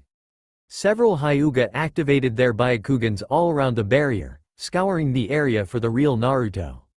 They finally found him, standing atop the 4th Hokage's rockhead, and the Hyuga who were watching all gasped in awe and fear at what he was forming in his hands. Naruto's army of clones had finally managed to all get onto the barrier, and each began to form its own Rasengan. The ones near the back began to climb onto others, and the sheet of clones began to form a dense cylinder, leaving an area about the size of Pain's rocket in the center, right over the Hokage monument, where the real Naruto was standing. Naruto pulled open his barrier, and leapt up into the sky, before reforming the opened area.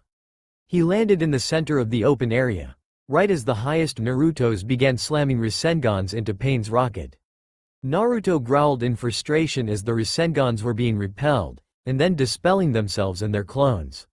He groaned from strain, as he hoisted his own Rasengan over his head, and began to disperse his clones as soon as they contacted Pain with their Rasengan. The Hyuga watched in awe, relaying what they saw happening to their confused comrades. He's formed a giant Rasengan, and I dare say it's nearly the size of the 4th's head. Now he's collecting the chakra that is dissipating from the failed Rasengans and pulling it into his own Rasengan. What happened next, though, shocked and scared every Hyuga that had their Byakugan active, including Hanabi and Hinata. He's opened the gates. 1, 2, 3, 5, 6, 7. He has 7 of the celestial gates opened. The population of ninjas stood, watching in awe and horror, mouths agape as the winds began to pick up and swirl around the dense mass of chakra that stood atop the barrier. The words Hinata spoke next tore Tsunade's heart apart. He's pulling chakra out of his muscles to increase the size of his Rasengan. No, he's pulling even more from his heart and vital organs. And now from every cell in his body. Good God, he's taking every last ounce of chakra he has to power up his Rasengan. This confused most of the younger, aka non-Anbu or Junin, ninja, and it was evident. Tsunade let tears fall as she sighed and began to explain, people have two sets of chakra, one set. The set that ninja use in order to perform jutsu, is the surplus that we don't need in day-to-day life to move and survive. However, the other set, is the set that sustains our bodies and keeps us alive.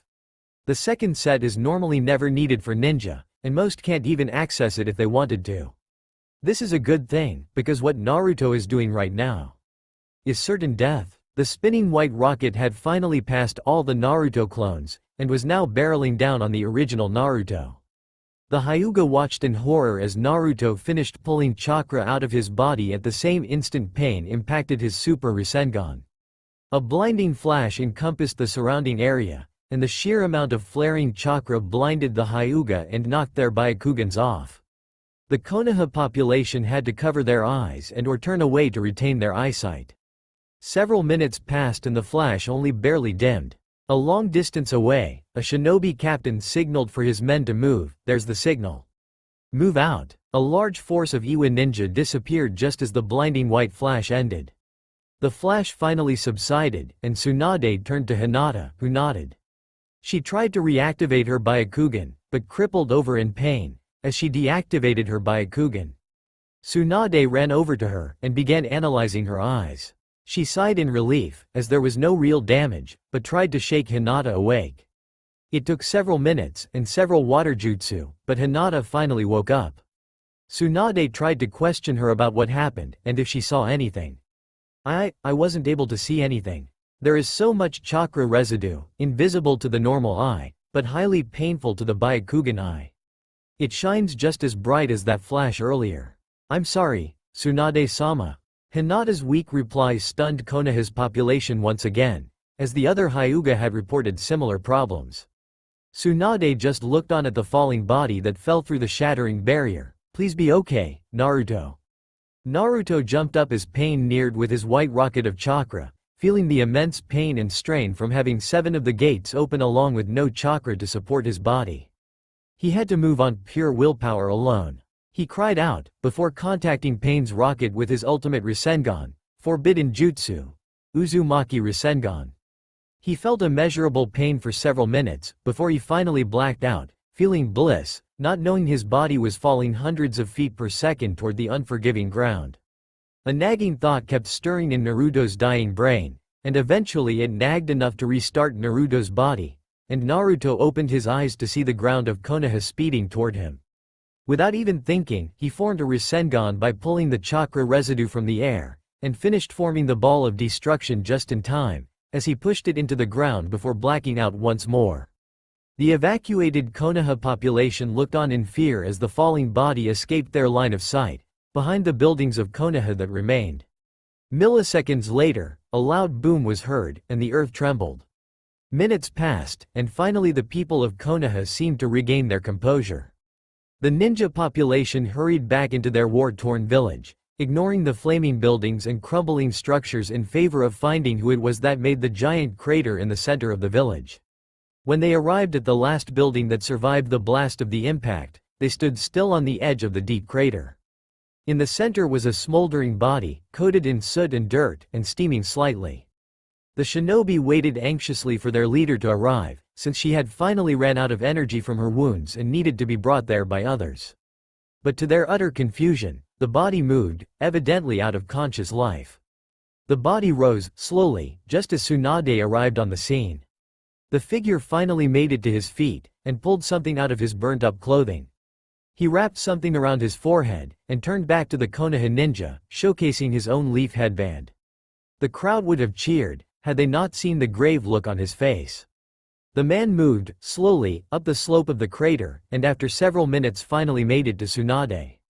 He looked into her face, grief and frustration clearly evident, as he spoke, revealing the pained, crippled voice of Naruto. Hoka. Ge-sama. There's some thing you need to can now. Tsunade tried to use her hands to silence Naruto, but it was in vain, as he struggled to take a breath in order to continue. There is a group of Iwa ninja on the OU outskirts of the Fire Sioux country. They're planning on invading. Naruto's strength seemed to have ended, as he fell to his knees and coughed up burnt blood. Tsunade wanted nothing more than to get every medic nin there and try to heal him, but she knew she'd need them for the supposed invasion. She looked down at Naruto as he slipped out of consciousness, regret clear in her eyes as she apologized. "I'm so sorry, Naruto, but I have to save our medics for the invasion." She let tears stream out of her eyes as she turned away from her dead or dying foster grandson. She took a while to regain her composure, but once she addressed her soldiers. "You heard him. We will not let his sacrifice go to vain.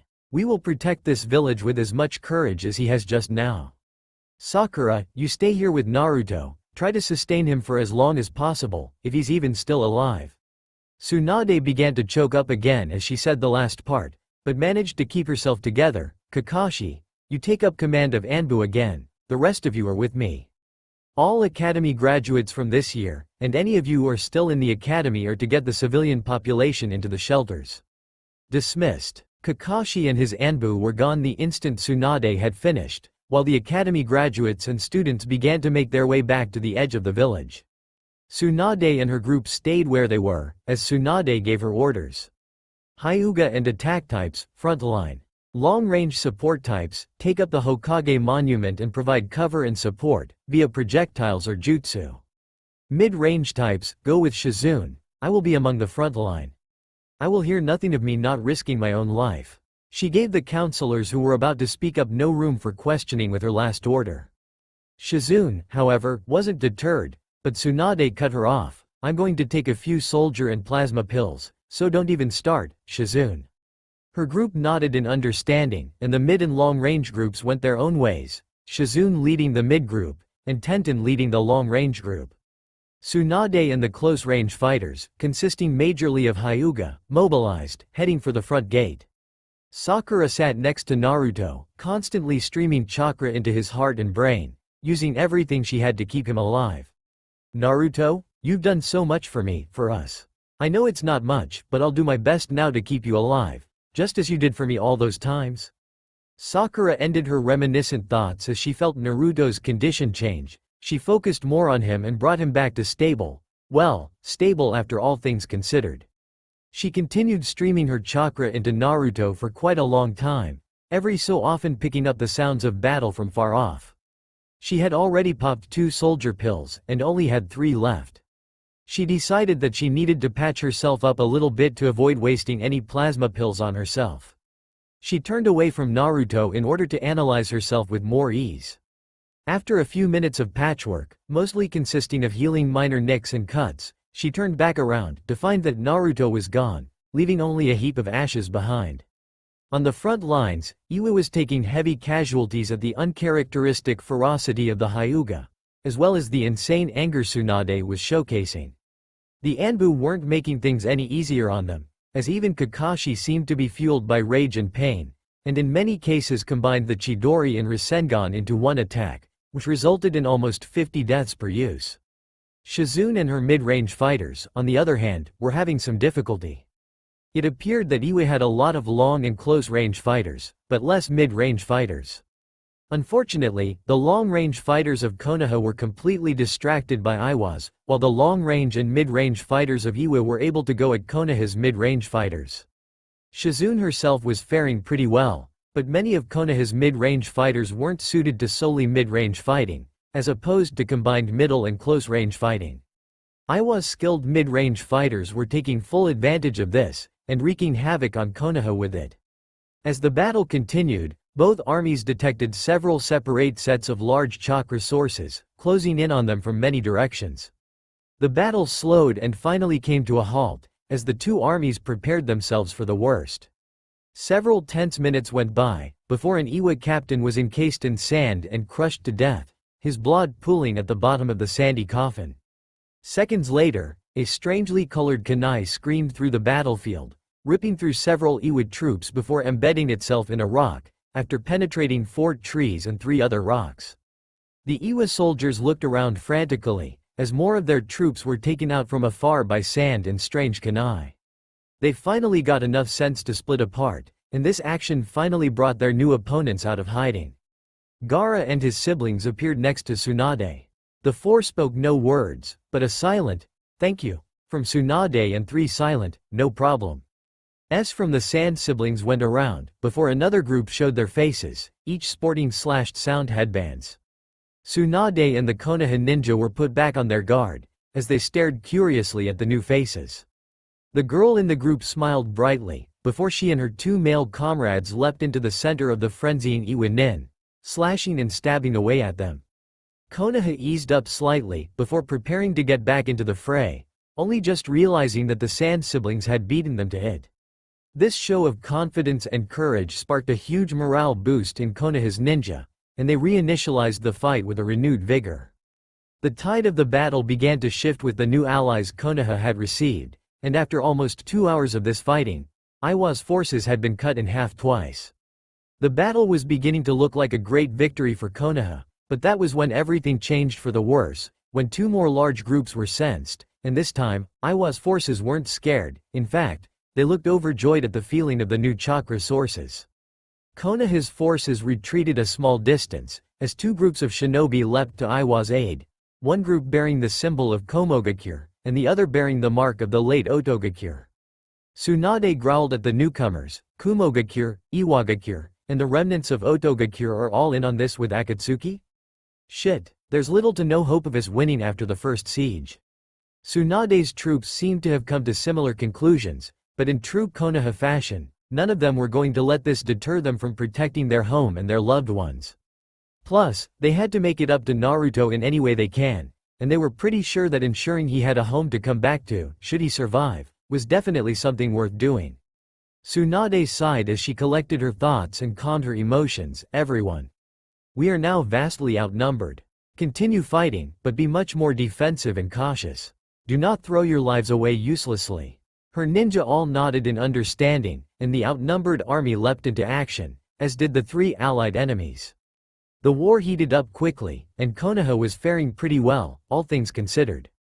But even with Konoha's skill and determination, in war, numbers often mean advantages, and that was especially true in this case. Konoha's casualties were rising steadily, and although the alliance of enemies they were facing were taking far more casualties, they also had many times the number of shinobi to lose. Tsunade retreated from the fight she had just finished with the Iwa Chunin, who now had a large dent where his face had been previously, and signaled for her long-range fighters to get closer and start using both long and medium-range attacks. The long-range fighters complied, and Konoha's efforts quickly gained momentum, and the Oto, Kumo, Iwa alliance. I'm going to refer to this as the alliance from now on, bear with me, as I know they're more like the Axis of World War II than the alliance, but alliance is more fitting in this scenario. Took some heavy casualties as they tried to respond and reform to combat the new scenario they were taking on. This short burst of momentum and favorability of Konoha did not last, however, as the alliance was, if nothing else, good at innovating and adapting, and as such, quickly turned the tide of battle back in their favor, using Konoha's new tactic against them, by distracting the ranged fighters and having close-range fighters take them out with shuriken, kunai, or even taijutsu. Konoha's ranged squad was diminishing rapidly, and if it went, so did Konoha's hope for a semi-safe retreat, as the allied long-range fighters would pick them off with ease. Tsunade had to start contemplating a full retreat when it happened. In a swirl of black fire, three men appeared in the center of the battlefield, and the combatants on both sides of the war leapt away out of reflex, kicking up a shroud of dust. Tsunade's heart raced until she heard Sasuke's voice, Amaterasu. Tsunade glanced at her opponents, and saw an entire squad engulfed by the black flames of hell cast out by Sasuke's apparent Mangekyo Sharingan. But what happened next utterly shocked, confused, and troubled Tsunade to no end. Sasuke darted out of the smoke, a ball of swirling blue chakra in his hand, and a white ball of electricity in the other, and yelled, "Chidori!" as he plunged the crackling ball into a Iwa captain, and Rasengan, as he took out a small squad of Oto Nin with the fourth's most famous attack. That shocking event was dulled by another Amaterasu emerging and slamming into a Kumo platoon, which scattered to reduce casualties. The attack itself wasn't as surprising as the voice a few of Konoha's shinobi recognized, the voice of Itachi Uchiha. Sure enough, when some of the dust had settled, Sasuke and Itachi stood on opposite sides of the semicircle-like clearing created when the armies had retreated. The two brothers looked first to each other, then to Tsunade, and finally to where they had, Tsunade thought, shined to, where the dust was finally settling and clearing, revealing the third figure they first saw. The figure seemed to have on an oversized trenchcoat, and a large scroll strapped to his back, as well as shoulder-length hair, but colors could not be distinguished yet from the smoke. Tsunade's mind went into overdrive for a moment, then nearly shut down, leaving one thought to ring around in her head, the fourth? Surely enough, when the dust fully cleared, the sight that was revealed to her could only be described as a mini fourth Hokage, as the figure was wearing either the fourth's cloak or a perfect copy of it, and had blonde, spiky hair reaching just under his shoulder blades. The scroll on his back was something Tsunade definitely recognized, the Toad Scroll, and Kakashi seemed to think it was along the same lines, but Tsunade knew that the Toad Scroll was Jiraiya's, and could not be passed down so quickly after the last owner had died. So what could this summoning scroll possibly be? Neither Kakashi nor Tsunade had an answer, so they watched, along with the rest of the shinobi present, as the figure turned and revealed to Konoha his leaf headband, which the Alliance had already seen, for the most part. The headband itself wasn't what brought tears to Tsunade's eyes, however. It was the man's face, the face of the Naruto she knew and loved like a brother, son. However, the eyes she saw were not the carefree, loving ones she first met, nor the pained, intelligent ones she had seen when he first returned with Sasuke. No, his eyes were the cold eyes of a warrior heading into war. Eyes she had seen many times in her lifetime. Eyes she hated to see in people so young, and eyes she had hoped she would never see in Naruto. The Alliance stood still, as the man they saw in the center of the clearing brought an intense fear and hatred back into Iwa's men, the man that had caused so much pain in their lives, and instilled so much fear into their friends, family, and comrades. The man who had cost them the third shinobi war, the man they believed to be the fourth Hokage. Otto and Kumo were similar, although no nation held the deep hatred and fear of the fourth, and, by extension, albeit more hatred than fear, Konoha, as Iwa did. The armies tensed as the man's mouth opened, and a voice they couldn't quite place as the fourths emerged. I will give you all one last chance to retreat and save your miserable lives. Decline, and I will assure you, you will all die here today, by either my or my comrades' hands. You need not give me an answer, just leave. Now, Iwa wasted no time, they were gone in a flash, although Kumo seemed to be still thinking it over, while some of Otto's less experienced, and less knowledgeable seemed to be enraged, and in fact, several swarmed around Naruto, and 7 of them leapt into the air, and before they could slash their various weapons into the man, a puff of smoke surrounded him, and a large bear slashed 2 men and bit another, while a wolf clawed one in the chest, killing him instantly, and slashed, then bit another man's face. A third animal, this one a tiger, finished the other 2 with quick slashes of his claws. The crowd stood and looked on in a mix of horror, awe, and shock, as the animals poofed out of existence as fast as they had appeared, and they noticed the man hadn't moved a muscle, indicating either speed the Sharingan couldn't even register, or an outsider summoning them. But summoning from afar was unheard of, and, as far as anyone knows, impossible.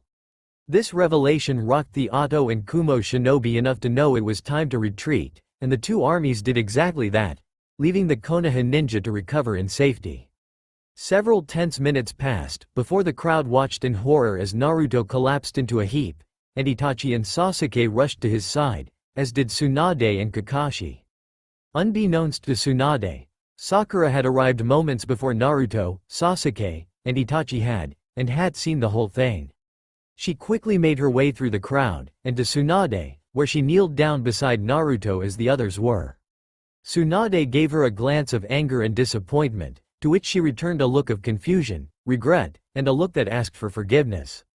Tsunade's look returned to one of worry over Naruto, indicating she would talk to Sakura about it later.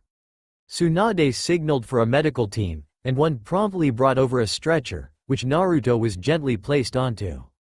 Konoha's gathered shinobi spread out to let the stretcher and Naruto's closest friends walk through, back toward Konoha. It took nearly 20 minutes at the group's slow pace, but they finally reached what had used to be Konoha's main gate, which they quickly moved through, winding their way through the streets of Konoha, which quickly flooded with the returning civilians and shinobi. The group moved toward the tower, which had been converted, at least partially, into a medical center when Naruto had first returned, as Tsunade had predicted an attack from the remaining Akatsuki. The civilians moved to the side to let the group pass, and as they laid eyes on the man riding the stretcher, one emotion began to grip all of Konoha's civilians, and surprisingly, it was shared by most of the shinobi as well. Naruto woke up in a makeshift hospital room, his head spinning and his entire body sore enough to have gone one-on-one with a steamroller and lost. It took a while, but he finally managed to get used to the constant pain and the spinning in his head, and managed to sit up. He used his new vantage point to look around the room he was in, and he saw the sleeping forms of Sakura, Sasuke, Hinata, Tsunade, Shizune, and Iruka. He smiled to himself, and noticed his clothing hung up in the corner. His face regained its seriousness, and he picked himself up off the bed. He stumbled his way over to his clothes, and quickly changed before anyone woke up. He moved over to the couches his friends were now using as multi-person beds, and was about to wake them up, when a horrible chakra surged over the land, paralyzing him and waking up the other occupants of the room, as well as the rest of Konoha. The 6 sleeping forms quickly bolted upright and analyzed their situation before they too were paralyzed by the power and killing intent that was freely flowing over the village. The 3 older shinobi recognized this power, as did Naruto and Sasuke. Sakura and Hinata vaguely recognized it as well. In mere moments the streets of Konoha were chaos, with citizens and shinobi scrambling around in every direction imaginable. Yes, some people were flying straight up at times. Eventually some order and sense came to the people, and they began to flood to the Hokage's tower to find out what they should do. As the sounds of the pandemonium increased, the 7 worn-out shinobi were released from their paralyzed states. They quickly made their way to the roof of the tower, which, Naruto noticed, seemed to be a floor or 2 lower than he remembered, and were greeted with flooded streets of people looking up at the Hokage expectantly. The crowd quickly noticed Naruto, and some murmuring began. For the first time in a long while, Tsunade's brain had completely shut down from confusion and shock. She stood there, looking out over her citizens, opening and closing her mouth uselessly. Naruto noticed this, and decided to save her. He moved forward, and pushed her out of the limelight. He cleared his throat, and his still-in-pain voice rang out over the village. "Everyone, please, quiet down. I can't pretend to understand what is happening, although I do have my ideas, but I can assure you that I was not lying when I last came here. The Kyuubi is dead, and I did not deceive you when you were allowed to glimpse my mind. I ask all of you to please head to the war shelters as quickly, quietly, and orderly as possible, and I will personally make sure that whatever this new threat is, it is defeated before it can cause any more damage to our ravaged village." Naruto's voice had steadily grown stronger during his short speech, and the crowd was moved. However, what happened next brought Naruto new levels of confusion, and brought a great sense of pride into Konoha's shinobi. "What the hell is wrong with you, Naruto?" came the voice of a man in the crowd. "Yeah, look at you. You're all beat up. You can't expect to fight in your shape," came another's voice. "Come on, have some faith in us, would ya? Let us handle this one, you go back to sleep," came a third voice, and this one seemed to bring smirks to the faces of everyone in the crowd. Naruto was at a loss for words, and was about to call their bluff when the village's citizens mobilized, beginning to head for where the source of this power surge was believed to be. Before Naruto could say anything else, 4 lightning bolts struck 4 different points outside the village, and, to everyone's surprise, they sustained themselves, and moved with what were apparently people. Naruto's brain registered a far-off memory from some scroll or book he had once read, Limelight. A very ancient, powerful jutsu used by 4 of the Fire Nation's strongest shinobi. Known to be the most powerful lightning jutsu ever created, capable of destroying anything inside the circle the 4 shinobi create. Last known usage, over 50 years ago. Naruto's heart nearly stopped when he had finally made a coherent thought out of the memory. He focused chakra into his throat, and cleared it again, getting everyone's attention, even Tsunade's. "Everyone, I thank you for what you are willing to try to do, but I believe this is a little bit out of the league of non-shinobi. I have a vague idea as to what is about to happen, and I can't even do this on my own, at full power. I ask you all, again, to head to the war shelters, and I ask all shinobi of Chunin rank or higher to meet me on this roof within the next 5 minutes. I do not want any arguing, now get moving. Naruto's booming voice did just that. No one dared to argue, no matter how much they wanted to prove themselves to the boy they had wronged all their lives. 5 minutes passed, and most of the citizen population had made it to the shelters, while all the shinobi he had called for had indeed met him on the roof. Naruto had been keeping his eye on the 4 moving lightning bolts, and noticed that 2 of them had stopped moving, completely across the village from each other. One of the other ones was moving through the village, toward the tower, while the other was still moving toward what used to be the main gate of Konoha. He surmised that he had about 3 minutes until the preparations were in place. He had to move quickly. Okay everyone, here's the deal. Those 4 lightning bolts are trying to surround the village roughly evenly. If they manage to do so, Konoha will be gone, forever. We need 4 squads to mobilize and deal with these shinobi. It matters not who goes where, just that at least one of the teams manages to defeat their assigned opponent. I suspect that this is all just a hopeful diversion, and that the power we feel off in the distance is the real attack. Do not tread lightly, however, as this diversion is still very dangerous. I am assigning Team Guy along with Itachi to head west. I want teams 8 and 7, minus myself, to head east. Team Asuma, along with Tsunade, you're to wait for the southbound lightning bolt. Anbu will head north to cut off the 4th. I will take out the primary attack source, understood? A chorus of, "Hi," reverberated through the tower, and the tower shuddered as the shinobi on the roof leapt off as fast as possible, simultaneously.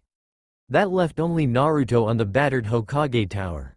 He gave one last grim look around the village, before he shunshined away, past the main gate, and partway into the forest surrounding the village. He stood still for a moment, and scanned the area for the chakra source. It took a little while, but he finally managed to pinpoint the location.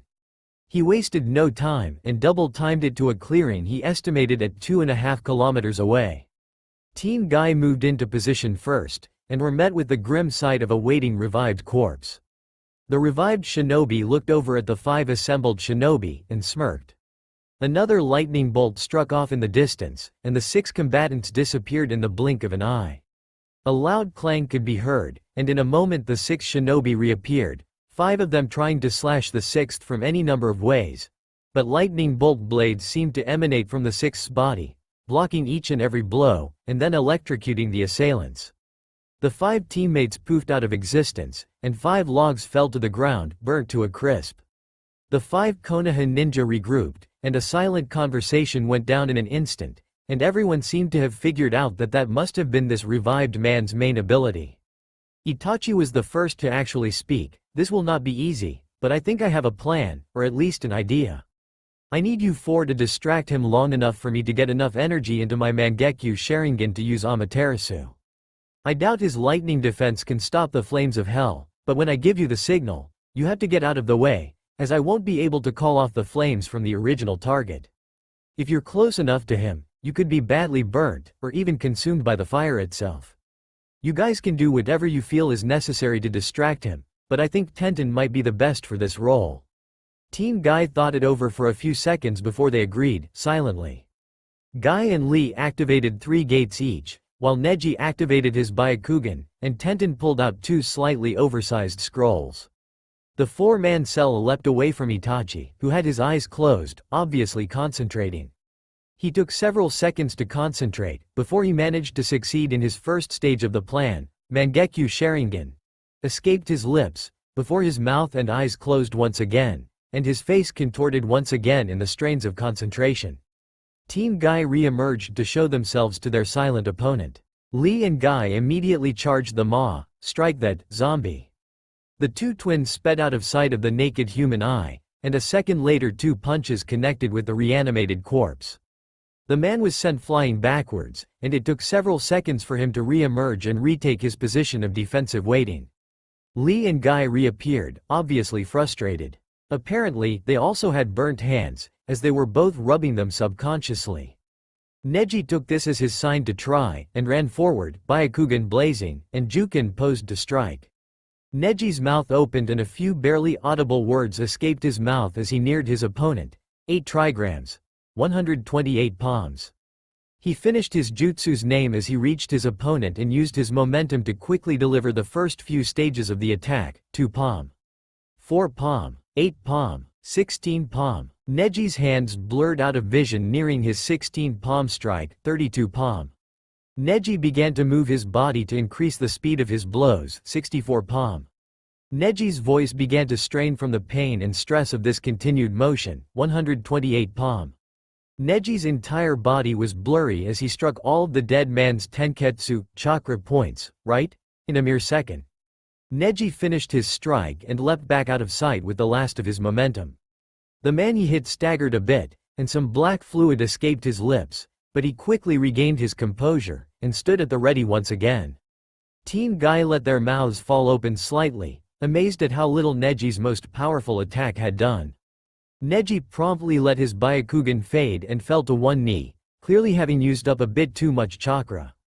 Tenten grimaced and brought her 2 scrolls into view, stretching her arms out straight in front of her, before she grabbed a small string between 2 fingers on either hand, and let the scrolls unravel as she brought her hands up in an arc over her head.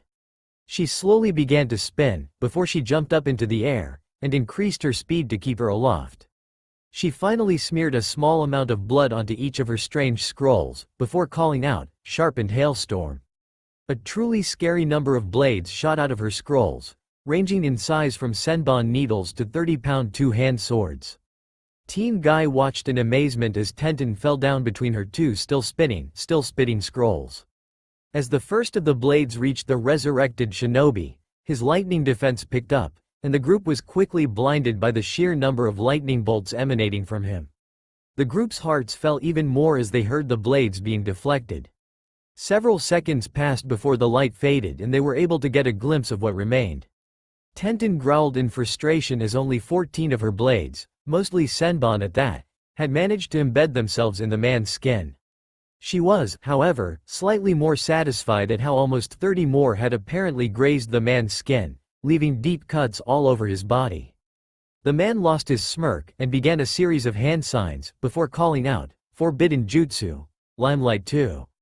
Team Guy was completely confused, and had feared that the other 3 had gotten into position, but to their horror, a highly focused bolt of lightning began to form on the man's chest, and immediately shot out at Tenten, who had no way to dodge or defend herself, as she was caught up in the dangerous electricity.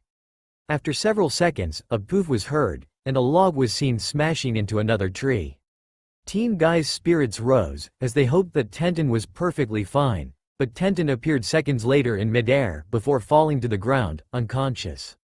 Guy looked on fearfully as most of Tenten's exposed skin had been burnt to a crisp, while most of her clothing seemed to be burned as well.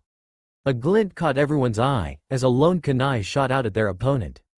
Guy quickly took action, as he scooped up Tenten, and motioned for Lee to grab Neji. Lee complied and they quickly leapt away.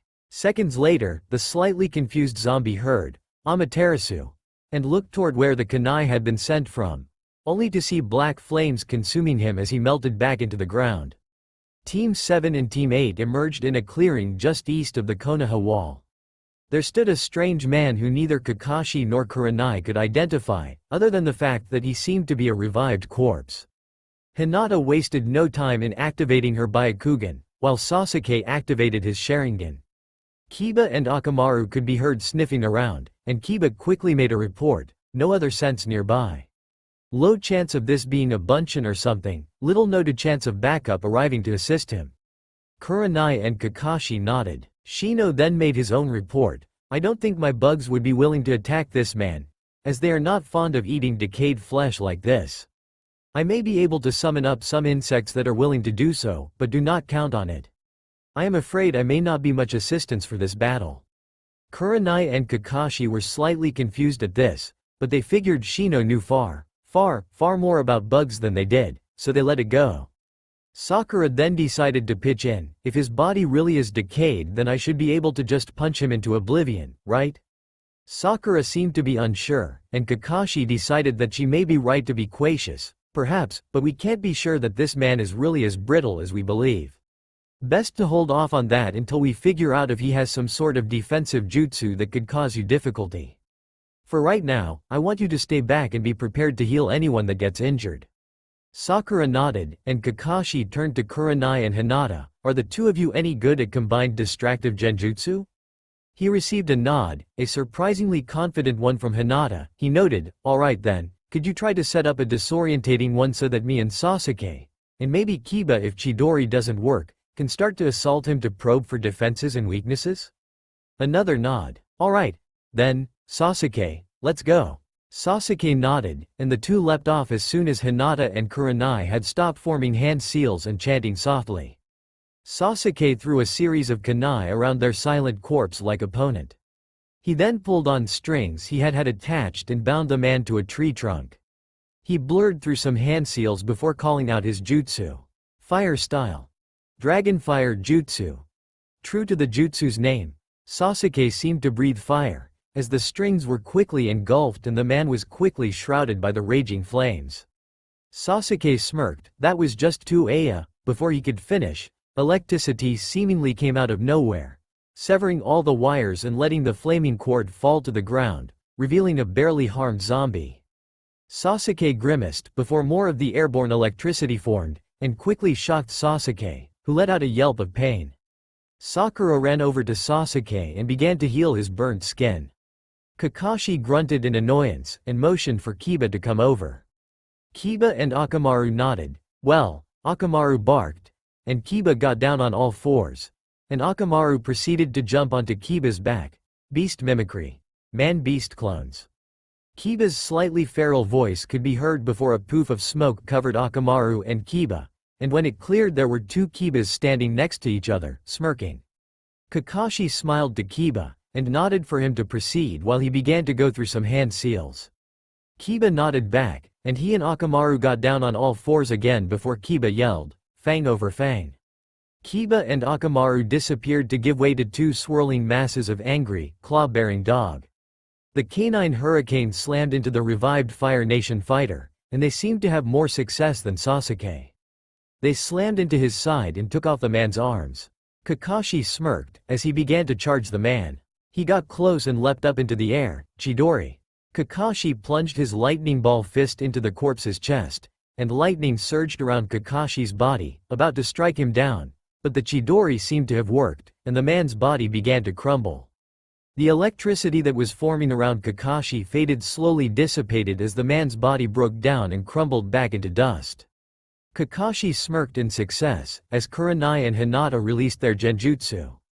The squad of Anbu had finally arrived at the northern spot just as the fourth lightning bolt had, but right as the Anbu were getting ready to leap into combat, the man wobbled, fell to his hands and knees, and then melted back into the ground. The Anbu looked around confused for a few moments, before realization dawned on them, and the Anbu captain spoke up. One of the other teams must have beaten their opponent. Like Naruto-sama said, it didn't matter who beat their opponent first, just that someone did. It looks like we're not needed here anymore, let's move on and try to assist Naruto-sama. The captain got nods and agreements from his squad and they proceeded to leap out of sight once again. Team Asuma along with Tsunade finally saw their assigned opponent come around a corner and into sight. Tsunade wasted no time, and she jumped high up into the air, before concentrating a good deal of her chakra into her fist, and she collided with a melting corpse, much to her surprise. She couldn't pull back her chakra fast enough, and her fist collided with the ground, leaving a very large crater nearly the size of the one Naruto had created upon his impact merely hours before. Tsunade stood back up and dusted herself off, before looking over toward Team Asuma, who seemed to be confused as well. It seemed to dawn on Shikamaru first what had happened. I think that means that one of the other teams beat their guy first, so that meant either the other guys were defeated too automatically, or, more likely, whoever resurrected these guys released the jutsu. The other four thought this over and seemed to agree, but this led Ino to a new question. Well, what now? Do we go back to the hospital and help all the injured Junin and Chunin, or go help Naruto? Shikamaru thought it over for a while, and came up with another answer. It'd probably take us too long to catch up with Naruto. We might as well try to help others heal up, right Tsunade-sama? Tsunade merely nodded, and the group set off for the Konoha hospital. That's all for now. If you enjoyed then please like, share and do comments.